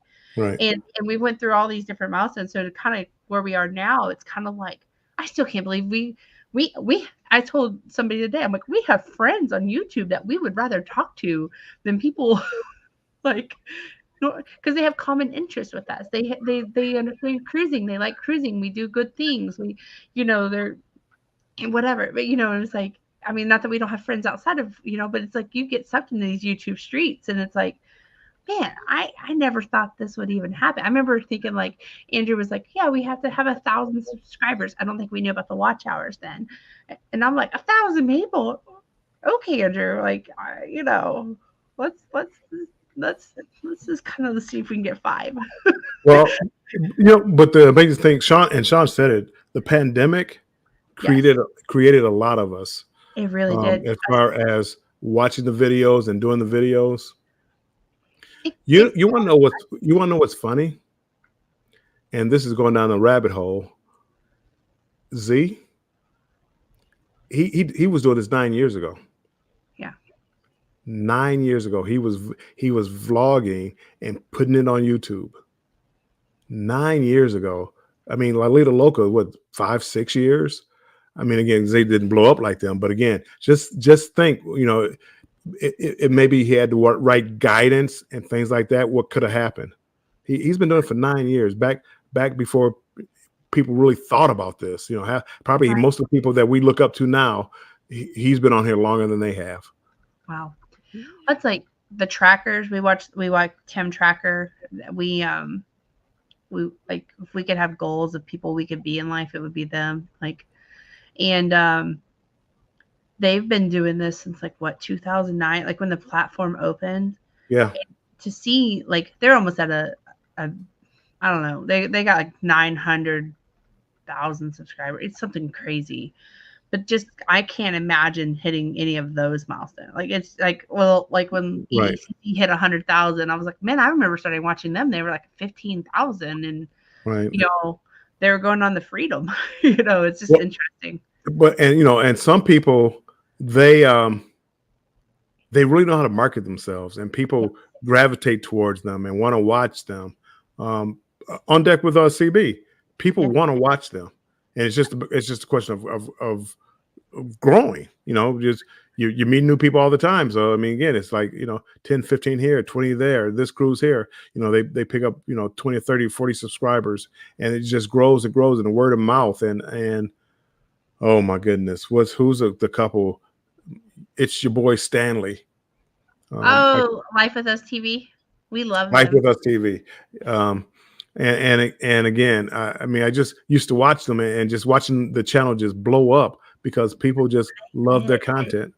Their Bimini video when he got like knocked over and got the stingray or the jellyfish stings, like that's around the time we started watching them, was around their Bimini trip, and it made us want to book a trip to Bimini. Honestly, I think that's why we ended up at Half Moon, because it was watching some of their videos. I love Bimini, but I knew I went with somebody, and she knew a guy down there who was a cab driver, so he picked us up and he took us like on a tour, like the whole place down there, and I mean all the local places, and I mean it was really interesting. He told you the history of it, and I mean I really enjoyed it. I didn't spend any time. No, I spent maybe 30 minutes down at the beach where everybody goes, down there by the casino and the beach. I probably spent only about 30 minutes there. Other than that, I went all over the island and learned about where That's cool. about the locals. I think about our first trip to St. Thomas. It was in 2000. Actually, it was April 2nd, 2003. And we were in St. Thomas. And I remember that was the first time I'd ever been on a cruise and been to one of the islands like that. And I remember just seeing the islands, and like we were on a tour too where the guy was taking us through kind of not the prettiest areas, Mhm. and seeing the hurricane damage, and he was explaining life on the island. And we were headed to go do like snuba or something. But I Okay. just remember like looking at that and just hearing he showed us that, but he was also talking about all the different things of St. Thomas. And I don't remember all the details now, but I remember I remember driving on the wrong side of the road, and and all these different things. I was just like, what is going on here? And which Sean here says it's the right way, but whatever. Um, but I just remember like, wow, like it was just such a difference. And that's one thing I think is cool when you get to do those untouristy trips. I'm just not doing them now while we have Chloe because we're distracted parents. I feel like it makes us an easy target. But maybe in a few years when she's a little easier to stay with us, not such a flight risk. Yeah, right. Well, It's so funny on these YouTube streets. yeah. When people recognize you or know your name, it's funny. Like even now, it's like my family, whatever. I might might have you guys or anybody like on TV, and they mention Warm Strong Adventures, and watch my family's face. They just look, oh boy, because who would have thought that their dad, their pop, 60, 61 years old, decides to go on YouTube, and now he's a content creator. Who would have thought that in a million years, 10 years ago? You're a paid influencer. I mean, did you ever See? think you would be a paid influencer? That's crazy. No, I never in my wildest dreams would have dreamed this journey.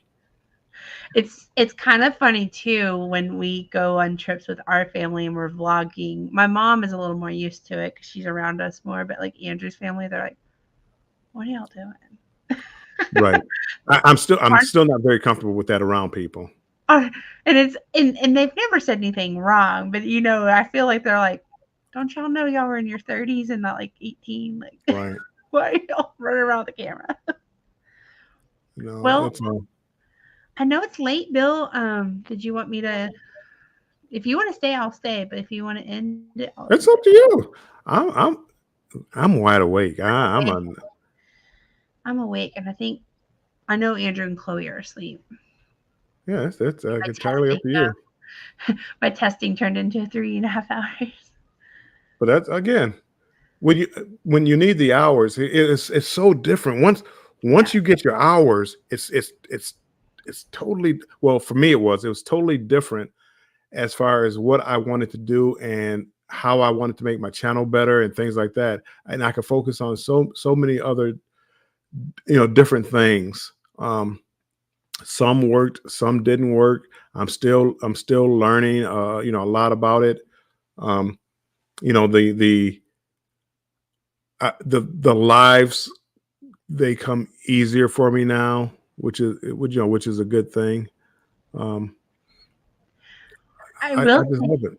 I will say I've gotten more comfortable with the lives. I used to be so nervous. I still get nervous, but I used to be there's no way I would have come on here without Andrew. Not even attempted to be live by myself, At least now I know that there's some good friends that will come help me out, and help me test things. But I know before there was no way. I mean, I didn't even want to be in our videos. I mean, like some of our earlier videos, I'm like, don't like, go around me. Don't put me in that video. Oh, same here. I'm doing my own videos. I never show my face, and people, my son, he's really good at this. Matter of fact, again, that members only video, take a look at it, because this is where when you look at the video, he gave me a I don't want to lead you which way it went, but he gave me some advice about it. And he's been pretty spot on in most things. And I've been lucky to be able to bounce it off of him. He doesn't want to come on camera, so again, because I'm trying to get him in Alaska, it's like, come on, man, we could have fun. They just show us playing around. Nope, he really didn't want to. He got on camera a couple of times, but again, he doesn't want to be in front of the camera. I can understand. And neither do I. I know, and it's weird though, because we're kind of raising Chloe where she's in front of the camera more, so she probably doesn't really know any different. I mean, if you even like on my personal social media, you see how many videos and pictures I took of that kid from day one. Like it's easy with the cell phone. We're not having to go and develop film, but it's just interesting to me, like how she will. Polaroid. No Polaroids. No, I see it behind you. See, I didn't even notice anything about your Polaroid. I mean, I was like, oh, cool, Polaroid. But I was like trying to figure out the slot machine. And that. Well, I didn't think about anything about it either until somebody said something. That was what was funny. It was like, oh, my bad. Made me feel old. Lion's hat. Oh, yeah. No. This is going to be their year this year, just so you know. Well, come December or January, you won't be saying, oh, Bill. Be like, man, Lions are good. Go put on my Lions hat. I saw somebody else tonight on a live with a Lions hat. Adventure Ahead? Maybe them? Somebody else had a Lions hat, and I was like, I didn't know there was that many Lions fans. Of course, I'm down here in Texas, so, there's that. It is what it is. But no, so we'll just mark this date on like 8/12/13, this live. So when they're in the playoffs, you can just kind of come back and see, like, told you. Oh no, I just have fun. Like, because again, the Lions have lost so much that it doesn't bother me. Everybody knows the Lions. No, they're not good. They're not good. They're not good. So everybody talks about the Lions, but it's fun to pick a. And I mean, how about them boys? How about them boys? Oh yeah. And it's like, yeah, the last time you won, I was in high school. I mean, really? And they get upset. Well, the Lions, they never won. Yeah, I know. And guess what? It's been 30 years since you won. So I wouldn't talk a whole lot. And they get so upset. I agree. It's funny. If anybody's a Cowboys or Lions fan or a different team, drop it in the chat. I'd like to see who. Andrew's a Patriots fan, but he's from Boston. He's a Tom Brady fan too, though. See how you work that? Drop it into the chat to get the chat going. I did. Look at you. Look at you. You're getting good at this. I'm learning from the best.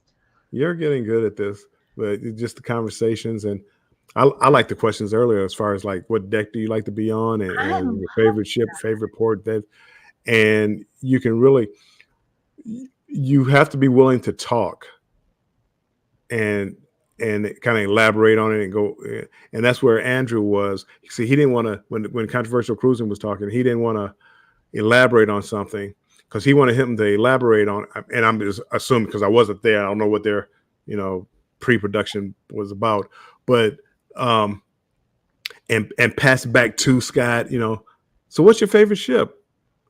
Oh, mine was Hey, what about yours? Scott, what was your favorite ship? And Andrew wouldn't do that.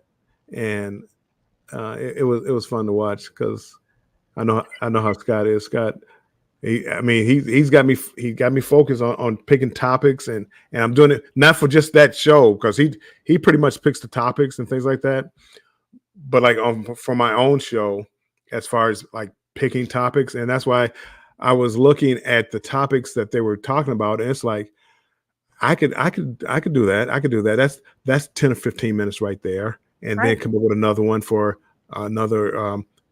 So that was what floor do I like to stay on? That was a good question. Yeah, that was. Felicia asked about 3 or 4 questions there that really could have been topics. Yes. The problem you have is you got to do this every day. You know, you got to do this every other day. I'm doing it once a week. I come up with one topic a week, and I stretch it out a little bit. If it's 30 minutes, 40 minutes, now I just got to come up with something in between there to talk about something for a few minutes. Then it's close to an hour. So now I'm closing out, and anybody else going live and talk to the chat for a couple of seconds. The next thing you know, it's an hour. I'm off. Right. You're trying to get watch hours. Like right now. I mean, again, we talked about a ton of stuff. We really did. Now, when you come on tomorrow or the next day, what are you going to talk about? Because it's sure not going to be different than what we talked about, because we talked about everything pretty much. I know. I'm going to have to, I don't know, talk about my plants or something. I don't. Well, again, hopefully it'll be a different crowd. You talk about the same thing, because again, so some of those topics, as far as, you got a different crowd in here, or, if you're on with Sherry and she has a different crowd in here, what deck do you like to be on? Is there any particular deck? What's the best room you ever had? What's the worst room you ever had? Right. And let people go in the chat. But then, when they start talking, you got to start, hey, well, no, I did that before. Or my, aunt and uncle had one just like that, and they loved it. And the food was coming down and you just talk. Right. And that's kind of what I do. I kind of just ramble. It makes it easier for sure when the chat is moving. It does. It does. I know it's kind of getting late too. I mean, it's late. It's late. And I see you have a family. I'm gonna go over here and probably find something to snack on in the refrigerator before I go to bed. So, for me, it doesn't matter. Well, I luckily Chloe sleeps in late, so on the weekend, so it allows me, if I do stay up late, I can sleep in a little later. Andrew has to be up early for work, but we're going on vacation this week, so well, that'd be so nice. I know, and you get content. I'm jealous. I know. Well, I'm hoping. Our itinerary seems pretty tight, so that's. But you can, again, filming the trip down there, to get there and get clips. Maybe you don't come up with a 15, 20-minute video. Maybe it's a 5-minute video, 6-minute video, something. And it gives you something to talk about. And it gives you, I came up with my topic. I'm for Banter with Bill. My topic is cruise versus land vacation. Evolving with Etta, I'm looking, and she came up with a topic today. She's doing like a series, and today her topic was something like the value, which is better, a cruise or a all-inclusive. And she had hers out before I had my topic, so it's like I stole her topic. But I'm like, man, I didn't hear anybody come up with that, because I was waiting for somebody to come up with a topic in our community. I'm like, yeah, so you stole my idea. But it's hard coming up with ideas, fresh ideas. It really is. And it's too, like, we could take the route of parenting, but that opens up a new, that's another topic that's been kind of deeply talked about. So it's like, I am excited. It's Maine, and it's lobster, territory, and in New England, and so I think it's going to be kind of a fun. It's always a fun trip. Andrew's mom, they always treat us very well. So we're gonna have beach time, and the beaches there are different than here in Texas, and the sand. They have more pebbles and rocks for. Right. And the water's cold. It's cold. Chloe's gonna probably not be used to that, so it's gonna be interesting for her. But I love the houses there. I think that's one thing I do love when we go there, is seeing the architecture and the way the houses are built, and I just love it. Like, even their Dunkin' Donuts has like the pretty white, I don't know. It's just different. It's different than here in Texas. Like, here we've got different homes, I guess. Yeah, again, but that's the part of the adventure. Adventure. It is what it is. It is. Well, I think I'm gonna end the broadcast and All right. save some topics for tomorrow. There you go. With my ring again, I'm gonna put my hand down. So everybody, thank you so much for coming on and testing with me and spending some time with us tonight. I deeply appreciate you, and hope you all have a wonderful night or day. Yeah, good night, everybody. Good night, good day. Except for you, Sean. You still got 5 hours to go. Yes. Bye, y'all. Have fun. Bye-bye.